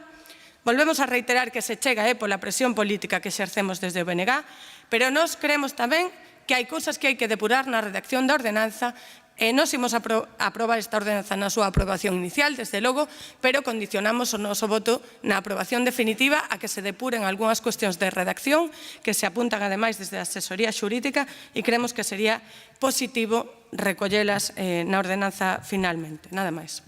Moitas grazas, señora Beira. Turno para o Partido Popular. Señor Mora. Muchas gracias. Buenas tardes ya a todos. Vamos a hacer un pequeño ejercicio antes de entrar de lleno a hablar de la moción, de la ordenanza del Bloque Nacionalista del Partido Socialista. El contrato de la concesión del bus urbano, caducado. El contrato de la planta de Nostián, caducado. El contrato de la hora, caducado. El contrato de mantenimiento de los centros educativos y los mercados, caducados. El contrato de las instalaciones deportivas, lo saben, ¿verdad? Caducado. El contrato de las bibliotecas, caducado. El contrato de la grúa municipal, este puede ser la razón por qué no retiran los coches mal aparcados en situaciones de movilidad reducida, señor Laje. Pues ese también está caducado. Lo que pretendo con esta retahíla de la gestión municipal, cercana a convertirse ya en una letanía, es llamar la atención a la premura que se han dado con la tramitación de una ordenanza que pretende regular lo que, por suerte, no es en estos momentos un problema en nuestra ciudad, las viviendas de uso turístico. Y, por el contrario, muchos de los servicios que afectan al día a día de la gran mayoría de nuestros vecinos se están prestando en precario y de manera alegal. Señores socialistas, traen a este pleno, lo trae el Bloque Nacionalista Gallego, un texto que, parafraseando a Suárez, conseguirá elevar a categoría de anormal lo que a nivel de calle es normal. Y lo hacen a instancias de sus socios, hoy otra vez, del Bloque Nacionalista, con la estrategia de una de cal y varias de arena, que ya les recordé en el pleno pasado. Yo no sé, señora Beira, si usted pretende ser diputada autonómica o concejala en el Ayuntamiento de Santiago, pero su defensa de hoy es bastante llamativa. La primera justificación que hace esta ordenanza, y así aparece en sus documentos, es por la supuesta reducción del parque de viviendas disponibles para el alquiler. ¿Pero de verdad creen que con esta ordenanza van a solucionar el grave problema de vivienda que tiene esta ciudad? ¿No será cosa de la ley de vivienda actual, que ampara a la ocupación y que no le otorga seguridad jurídica a los propietarios? Algo tendrá que ver. Mucho me temo, y así lo creo sinceramente, que ustedes han errado en el fondo, pero también en la forma. ¿Tenemos una nueva realidad? Sí. ¿Y en consecuencia hay que regularla? Por supuesto. Toda realidad necesita un marco de actuación y unas reglas de juego. Pero paso previo a llegar a este punto, hay que hacer un ejercicio muy importante de reflexión, de análisis y de diseño. Hay que decidir, como decía la señora Beira, qué ciudad queremos y cómo la queremos, efectivamente. Pero nos encontramos una vez más con su realidad. No planifican, no se coordinan y tengo serias dudas de que entre ustedes se comuniquen. En su reflexión estratégica, ¿qué pesa más? ¿El modelo turístico, si es que lo hay, del señor Castro? ¿El afán recaudatorio del hoy más todopoderoso señor Laje, que con esta ordenanza verá más complicado llegar a sus 2,5 millones a través de la tasa que quiere imponer? ¿O los principios urbanísticos del señor Díaz? Para ello, otro tema que me preocupa con esta ordenanza y con la anunciada tasa, por un lado, y con la falta de planificación y del gerente del consorcio, por otro, están haciendo todo lo posible para convertir en un problema algo que debería ser un polo de tracción económico y de ciudad. Señor Díaz, ¿tiene sentido que en el 2025 se regule algo que no se empezó a registrar hasta 2017 y se haga con normativas de 2013 y 2015? ¿Tiene sentido que la realidad de 2025 se pretenda ordenar en base a textos relativos a un tiempo pasado en el que no se contemplaba lo que más de 10 años después viviríamos? Piénselo con calma. Sin duda han querido tomar el camino más corto, pero ya sabemos que no siempre es el mejor. Probablemente, de hecho, sea el camino incorrecto. Es muy probable que con esta ordenanza se vayan a generar más problemas de los que supuestamente se trata de resolver. Miren, buscan asimilar el uso a lo descrito en el Plan General, en vez de hacerlo bien y realizar una modificación que se ajusta a la realidad. Quieren tratar como residencial lo que califican como terciario y quieren darle naturaleza de terciario a lo que exigen cumpla con las condiciones de residencial.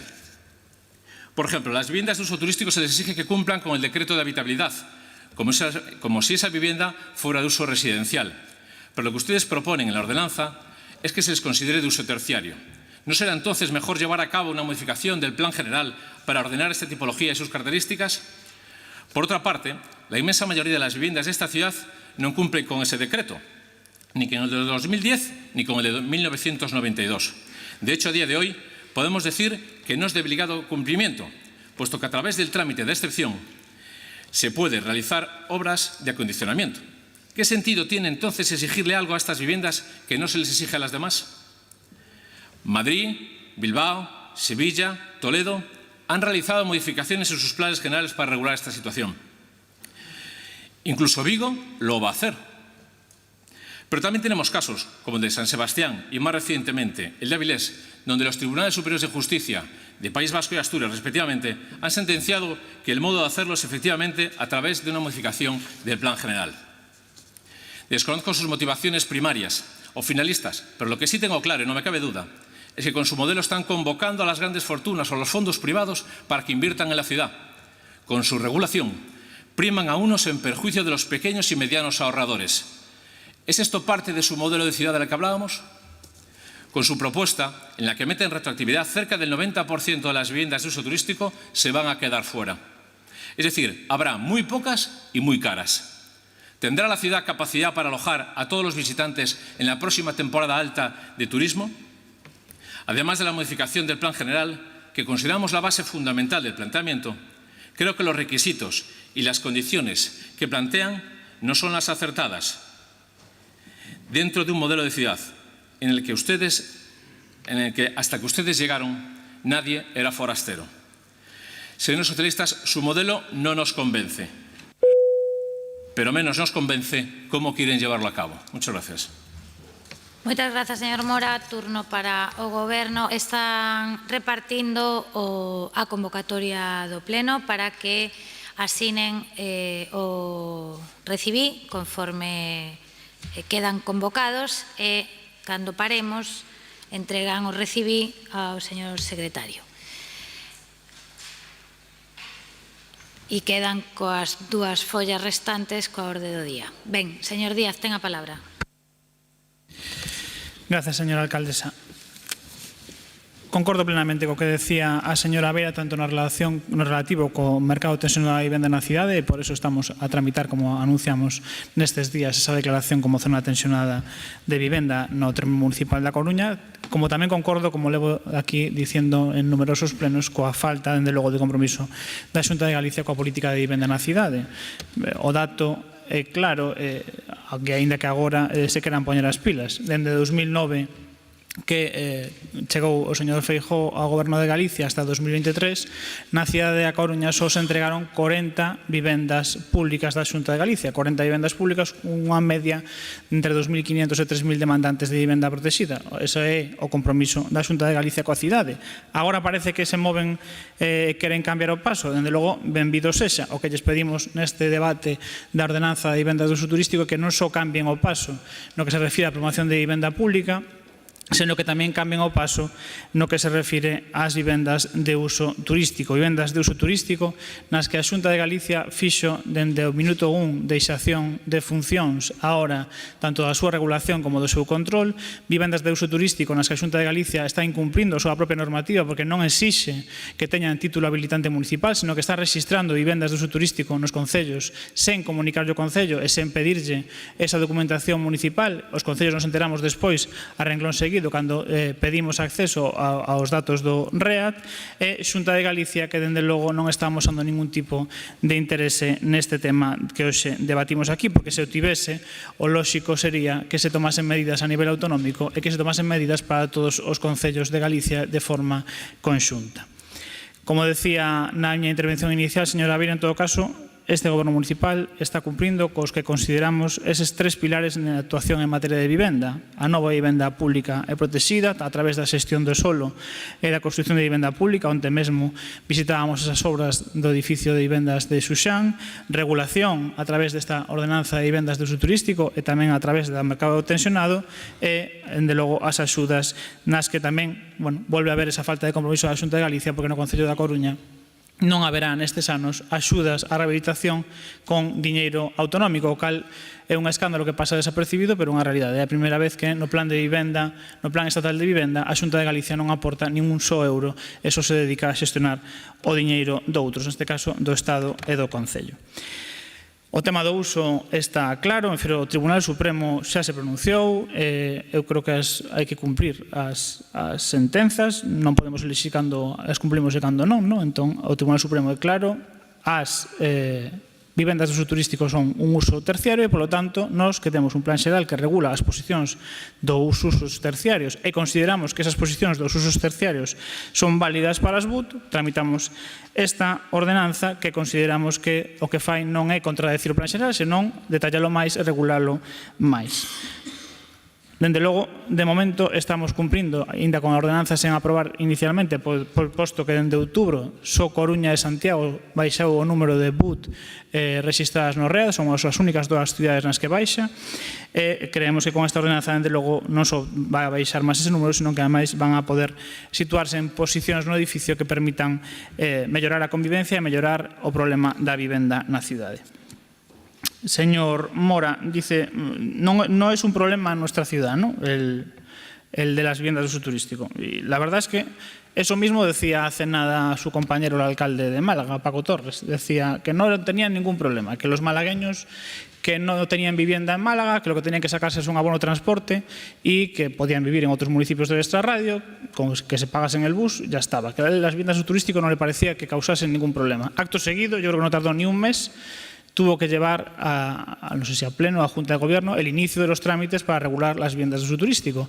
Si una ciudad como Málaga, que lleva negando el problema todos estos años, y no solo eso, sino que insultando a la inteligencia de sus ciudadanos, diciéndoles que no hay ningún problema y que si no pueden pagarse un piso en Málaga, váyanse a vivir a otra ciudad, pues ahora ha decidido regularlo.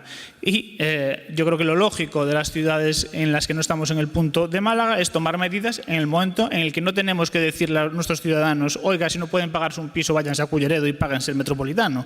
Tomemos la decisión antes, evitemos esa situación y no lleguemos a tomar la decisión en un punto de no retorno como el que lo tomaron los municipios en los que gobierna el Partido Popular, como es el caso concreto de Málaga. No es que sea una nueva realidad y por eso haya que regularla, como decía tampoco usted, señor Mora, es una realidad que ya viene de tiempo. Hay que regularla porque la Xunta de Galicia, que es quien hizo la regulación autonómica, no la está controlando. Si la Xunta de Galicia controlase su propia normativa y exigiese que para el alta de las viviendas de uso turístico se contase con título habilitante municipal, a lo mejor no estábamos en este punto. No es una nueva realidad. La realidad es que llevamos años sin regulación y nos han abocado a los ayuntamientos, siempre a los ayuntamientos, a tomar medidas porque otras administraciones no las toman. Y en todo caso, en lo que se refiere al método del camino, está claro, últimamente escuchamos mucho eso de que por qué no vamos por la modificación y al final todos los que hablan de por qué no se va por una modificación de plan en vez de por una ordenanza, lo que trasciende siempre en el fondo es, bueno, a ver si pierden tiempo y no regulan. No es que usemos el camino más rápido, es que usamos el camino que podemos usar y que más rápido efectivamente va a solucionar el problema, pero porque consideramos que el camino es ese. Y ustedes consideran que hay que cambiar el plan general, no es porque crean que así regulamos las BUT, sino porque, bueno, así a ver si perdemos 3 o 4 años y no se soluciona el problema y entonces, bueno, pues perdemos un poquito más el tiempo, ¿no? Los ejemplos que nos ha contado aquí en el Pleno, pues bueno, Vigo no es que esté modificando el plan general por las viviendas de uso turístico, Vigo está modificando su plan general y va a incorporar esa realidad de las viviendas de uso turístico. Avilés no acudió a una ordenanza para regular las viviendas de uso turístico, Avilés usó la figura del decreto de alcaldía para regular las viviendas de uso turístico. Bueno, a lo mejor tampoco era la figura más adecuada para regular las BUT. San Sebastián elaboró una ordenanza que no cumplía su propio plan general. Pues hombre, a lo mejor tampoco estuvieron muy finos a la hora de regular las viviendas de uso turístico. Por nuestra parte estamos presentando una ordenanza aquí que cumple con nuestro plan general, que cumple con nuestro plan especial de la Ciudad Vieja y Pescadería, que lo único que dice es un uso terciario en los sitios donde se pueda situar el uso terciario en la ciudad y la desarrollamos más, incluyendo esas medidas que nos pidieron en la propia mesa de trabajo de las viviendas de uso turístico, como el hecho de que no puedan haber tenido subvenciones de rehabilitación de vivienda, o el hecho de que el alojamiento temporal, que es tan tradicional en nuestra ciudad en verano, no se vea afectado por eso, o esas zonas saturadas que podemos declarar para evitar que haya una concentración excesiva de BUT en algún barrio. Por lo tanto, creo que estamos en una situación diferente a otras ciudades que han elegido otros caminos y creo que estamos en una situación y en un camino adecuado para solucionar este problema lo antes posible. Muchas gracias. Muchas gracias aos tres grupos. Procedemos á votación deste punto. Votos a favor. Grazas. Votos en contra. Abstencións. Queda aprobada a ordenanza inicialmente. Pasamos xa ao asunto número 7, señor secretario. Aprobación da Conta Xeral do Concello da Coruña correspondente ao exercicio 2023. Ben, terá a palabra o señor Laje en primeiro lugar e despois haberá unha quenda de 4 minutos por grupo. Señor Laje, ten a palabra. Bo día de novo. Grazas, señora alcaldesa. Bo día a todas e a todos. A Conta Xeral chega ao trámite final, dando conta a este pleno. Non vou a estenderme e, polo tanto, non vou a facer uso excesivo desta intervención, porque entendo que todas as magnitudes que recolle a Conta Xeral foron xa obxecto de debate e están xa analizadas, non? Como en cada exercicio vencido, temos que traer ao pleno a Conta Xeral, é un requisito de fiscalización que todas as corporacións temos que cumprir. Xa pasou todos os trámites previos, todos os grupos coñecen o documento, tiveron acceso ao mesmo, foi tratado na Comisión Especial de Contas. Como ben saben, a Conta Xeral do 2023, como todas as contas, é unha análise das principais magnitudes económicas do Concello, mídese en termos de eficiencia e eficacia, deixando claro os indicadores do Concello en términos económicos. A Conta Xeral deixa ver que hai unha situación de equilibrio financiero, que hai capacidade demostrada para facer fronte ás obrigas ás que temos que facer. Aporta tamén datos de interese sobre o citado exercicio 23. Vou a referenciar algunhas porque me parecen importantes. Pechamos cun período medio de pago a proveedores no ano 2023 de 23,62 días. Todo é mellorable. Estamos, evidentemente, nunha circunstancia que non ten nada que ver coas contas como as colleu este goberno alá polo ano 2019, no que houve que poñerlle orden á situación financiera municipal e tamén ao propio funcionamento administrativo. Tamén, non porque o diga só a Conta Xeral, tamén o di o propio Consello de Contas, hai un elevado nivel de execución orzamentaria. Non é unha opinión, non é o que opine este concelleiro, é o que di a Conta Xeral. Se alcanza un 82% de execución orzamentaria en todas as partidas de gasto, con obrigas recoñecidas que se achegan aos 300 millóns de euros. A SEMADE confirma tamén a capacidade inversora deste concello con, xa é unha cifra coñecida, a de 49 millóns de euros de investimentos, cifra récord de investimentos, non porque haxa que poñerse grandilocuente, sino porque é un dato obxectivo, real, case 50 millóns de euros en obrigas recoñecidas, sumando os capítulos 6 e 7, e con estas magnitudes a Coruña sitúase en 1.203,78 euros de investimento por habitante e unha débeda viva que representa o 13,59%. Dato tamén importante. Débeda viva que reflexa a Conta Xeral deste Concello, 13,59. O aforro neto, finalmente, sitúase nos 11.227.541 e o remanente de tesorería para gastos xerais nos 2.070.238 euros. Cifras que ao noso xuicio son relevantes, que demostran que a xestión está sendo óptima en términos financeiros. O Concello ten unha situación financeira saneada, ten capacidade de investimento e de asumir compromisos futuros, malia ter que asumir a administración local moitas veces competencias impropias en distintos ámbitos. Referíamonos fai escasa hora e media a competencias sobre o servicio de axuda no fogar ou outros que a administración local foi asumindo nos últimos anos cando as comunidades autónomas teñen obrigas maiores. Coido en todo caso que a conta xeral xa foi avaliada, que foi debatida, non constaron alegacións durante o período de exposición pública, polo tanto, creo que non debo de facer ningunha intervención adicional. Agradecerlles, como sempre, a colaboración que tiveron no trámite da conta xeral e someterme a aquelas consideracións que queiran facer os grupos, como non pode ser de outro xeito. Moitas grazas. Turno para o BNG, señor Jorquera. Sí, señora alcaldesa, comezo pedíndolle que non se alporice, que non vou consumir máis do tempo que teño asignado. Digo isto porque vou aproveitar esta intervención para aclarar algunhas cousas. O señor Lorenzo utilizou a súa segunda quenda de intervención no debate dos orzamentos, cando xa non tiñamos oportunidade de réplica para falar exclusivamente do BNG e criticar o BNG. Teño que decirlle que ainda así non me enfado, paréceme ben. Paréceme ben que vostedes se asuman que van seguir na oposición durante moito tempo e, polo tanto, se estén adestrando por o novo rol de alternativa ao BNG. Así o fixo tamén o señor Deus, estáse adestrando, volvendo a retomar o seu argumentario nunha cuestión que nada tiña que ver co xeito de debate nese momento. Así o fixo tamén o señor Mora. Por lo tanto, contentísimos de que asuman ese rol.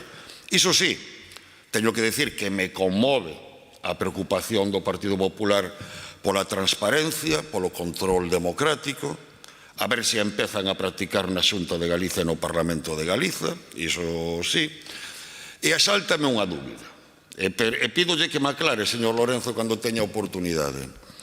Vostede é capaz de sorber e de soplar ao mesmo tempo, porque eu asegurolle que o intentei varias veces e púxenme perdido. Admito que son moi torpe, non teño ningún problema en admitilo, pero sempre me puxen perdido. Por que digo isto? Porque vostedes din que están en contra dos orzamentos, pero vostedes tamén querían que prosperase a súa emenda.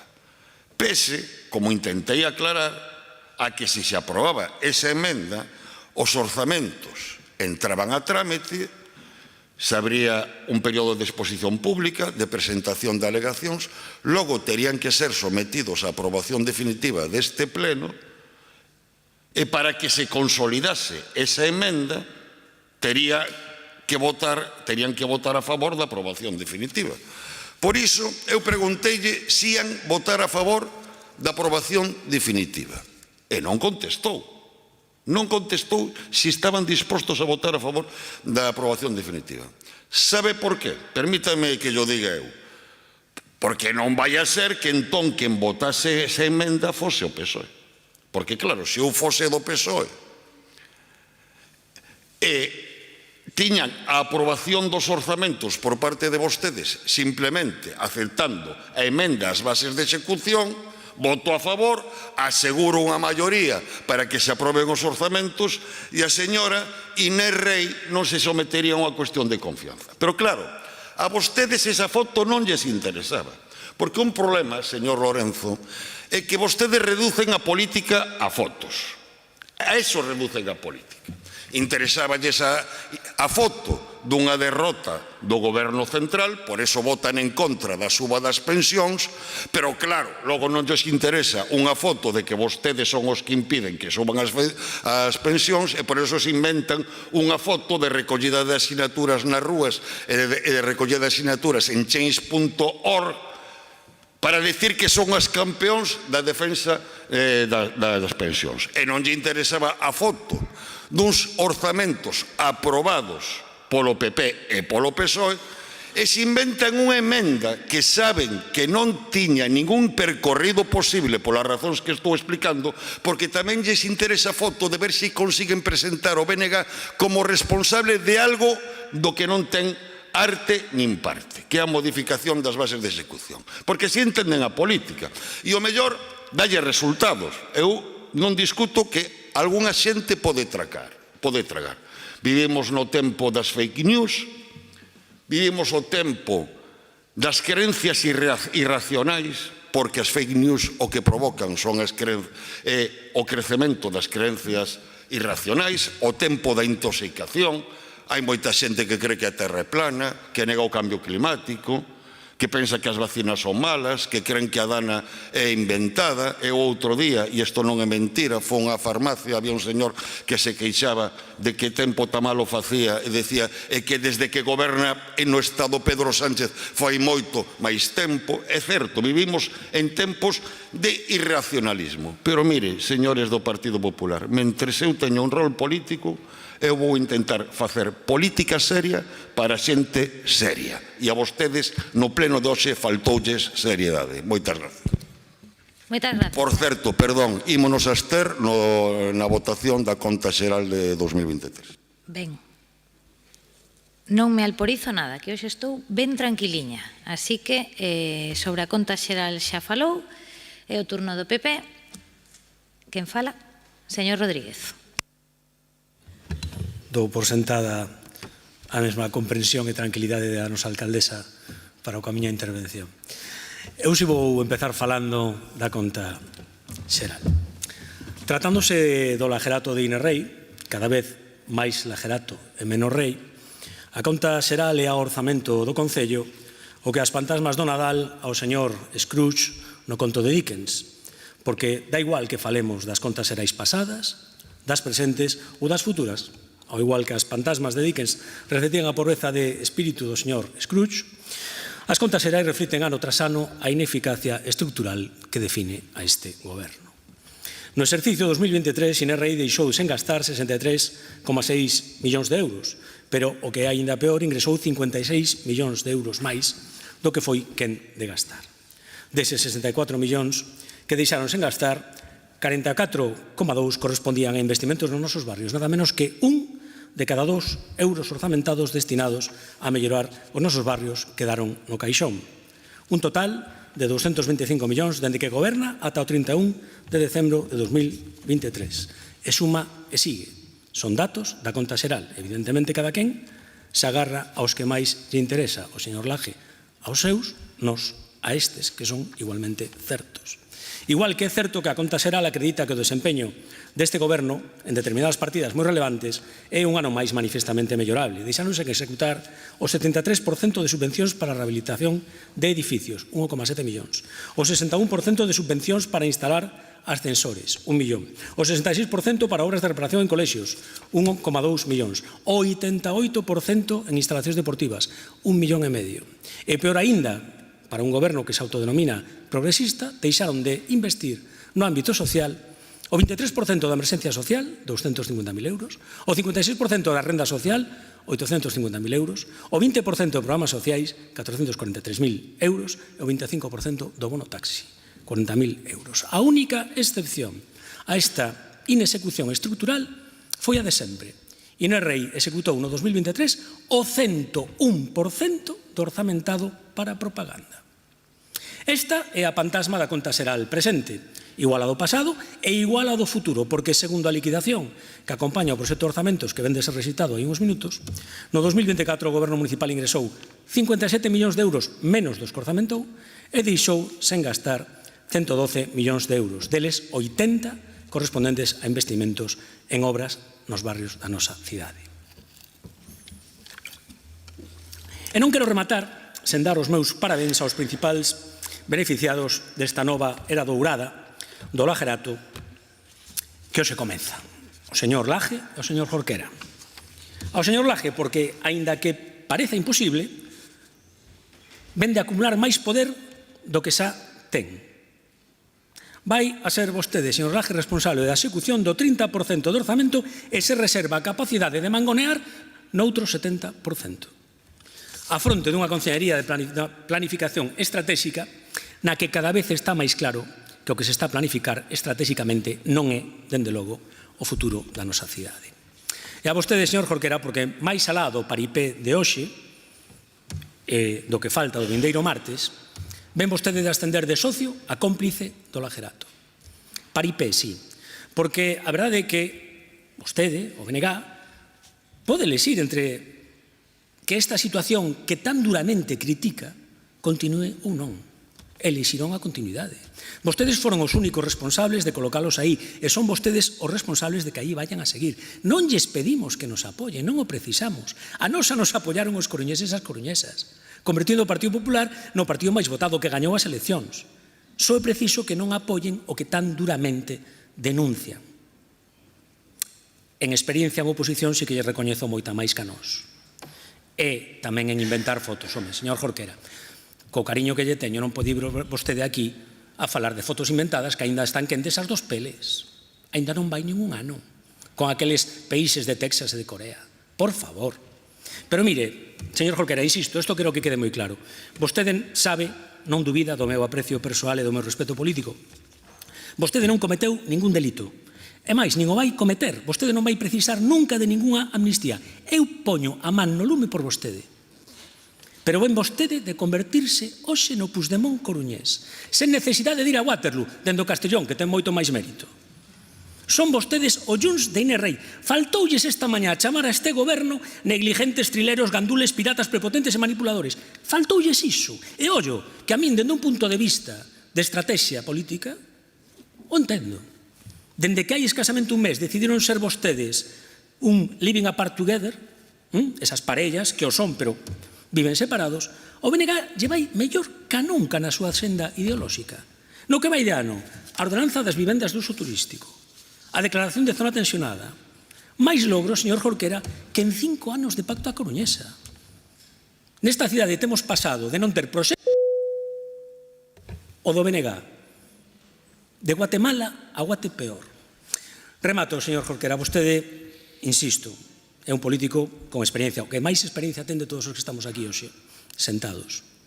Agora que non nos escoita ninguén, leu vostede en todos estes anos de experiencia algunha vez, algún informe da intervención como que acompaña a eses orzamentos que vostede sabe que van a sair adiante? Repito, podo entendelo dende o punto da estrategia e da ideoloxía, pero, señor Jorquera, ese chegou o momento de poñer por diante da estrategia e da ideoloxía o interese xeral desta cidade. Máis nada, moitas gracias. Moitas grazas. Turno para o Goberno que pecha o debate. Señor Laje. Grazas, señora alcaldesa. Bueno, creo que da conta xeral pouco se falou. É certo que xa houbera oportunidade de falar da mesma. Agradecerlles a colaboración, como decía na miña primeira intervención. Permítanme que non volva a facer agora o debate do orzamento, porque pareceme que é como ir á recuperación de setembro, aínda que agora xa non se fan en setembro, pero supoño que cada un dixo o que dixo e fixo o que fixo. En calquera caso, creo que cando falamos da conta xeral, decía o voceiro do Partido Popular que se podía contar as contas de moita maneira. É verdade, se poden contar de moito xeito.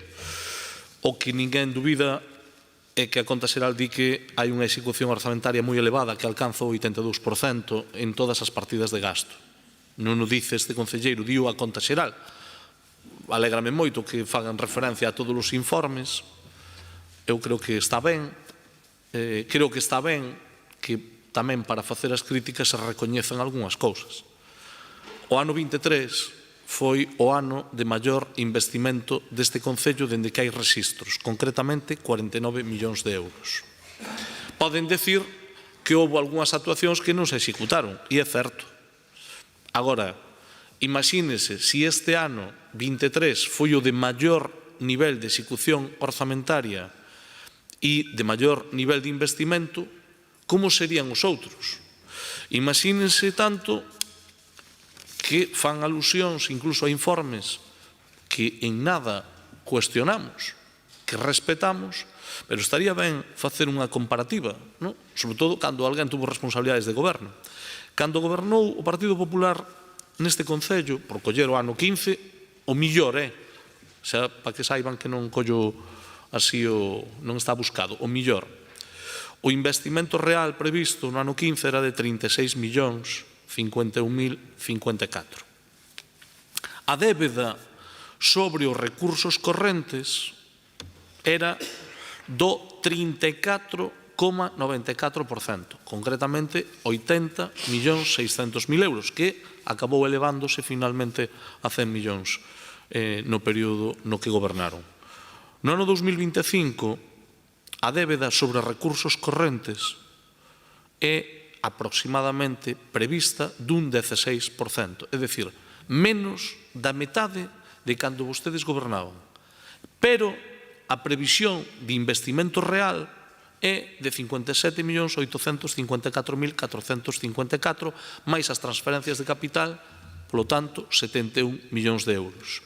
É dicir, prácticamente o doble de investimentos que cando vostede gobernaba. É menos da metade da débeda viva da que vostedes tiñan cando gobernaban. Polo tanto, os datos son datos, pódenos intentar retorcer, e despois nas outras cuestións que teñen que ver máis coa poesía, pois permítame que non entre, porque se pode facer poesía, e iso xa o deixo para outros momentos. Agora, falando da conta xeral, creo que o rigor é recoñecer a saúde financiera do Concello e o elevado investimento que temos, que eu creo que fala ben da dinamización económica da cidade. Calquera que intente facer un análisis obxectivo, hoxe, a pouco que fale con diferentes persoas que coñecen a economía local e coñecen a comparativa con calquera cidade en Galicia, sabe que a Coruña recuperou a súa posición e volve a ser unha referencia. Creo que nos debería de interesar a todos que fose así. Eu, desde logo, creo que non se trata nin máis nin menos de que traballemos con rigor. Ás veces pode resultar incluso un pouco aburrido, fuxindo da política espectáculo. Creo que as consideracións que se fixeron aquí son de outro tipo e son de outro tipo de debates. Permítame que non entre nelas. Creo que iso teñeno que sustanciar pois noutro ámbito. En calquera caso, darles as gracias pola colaboración.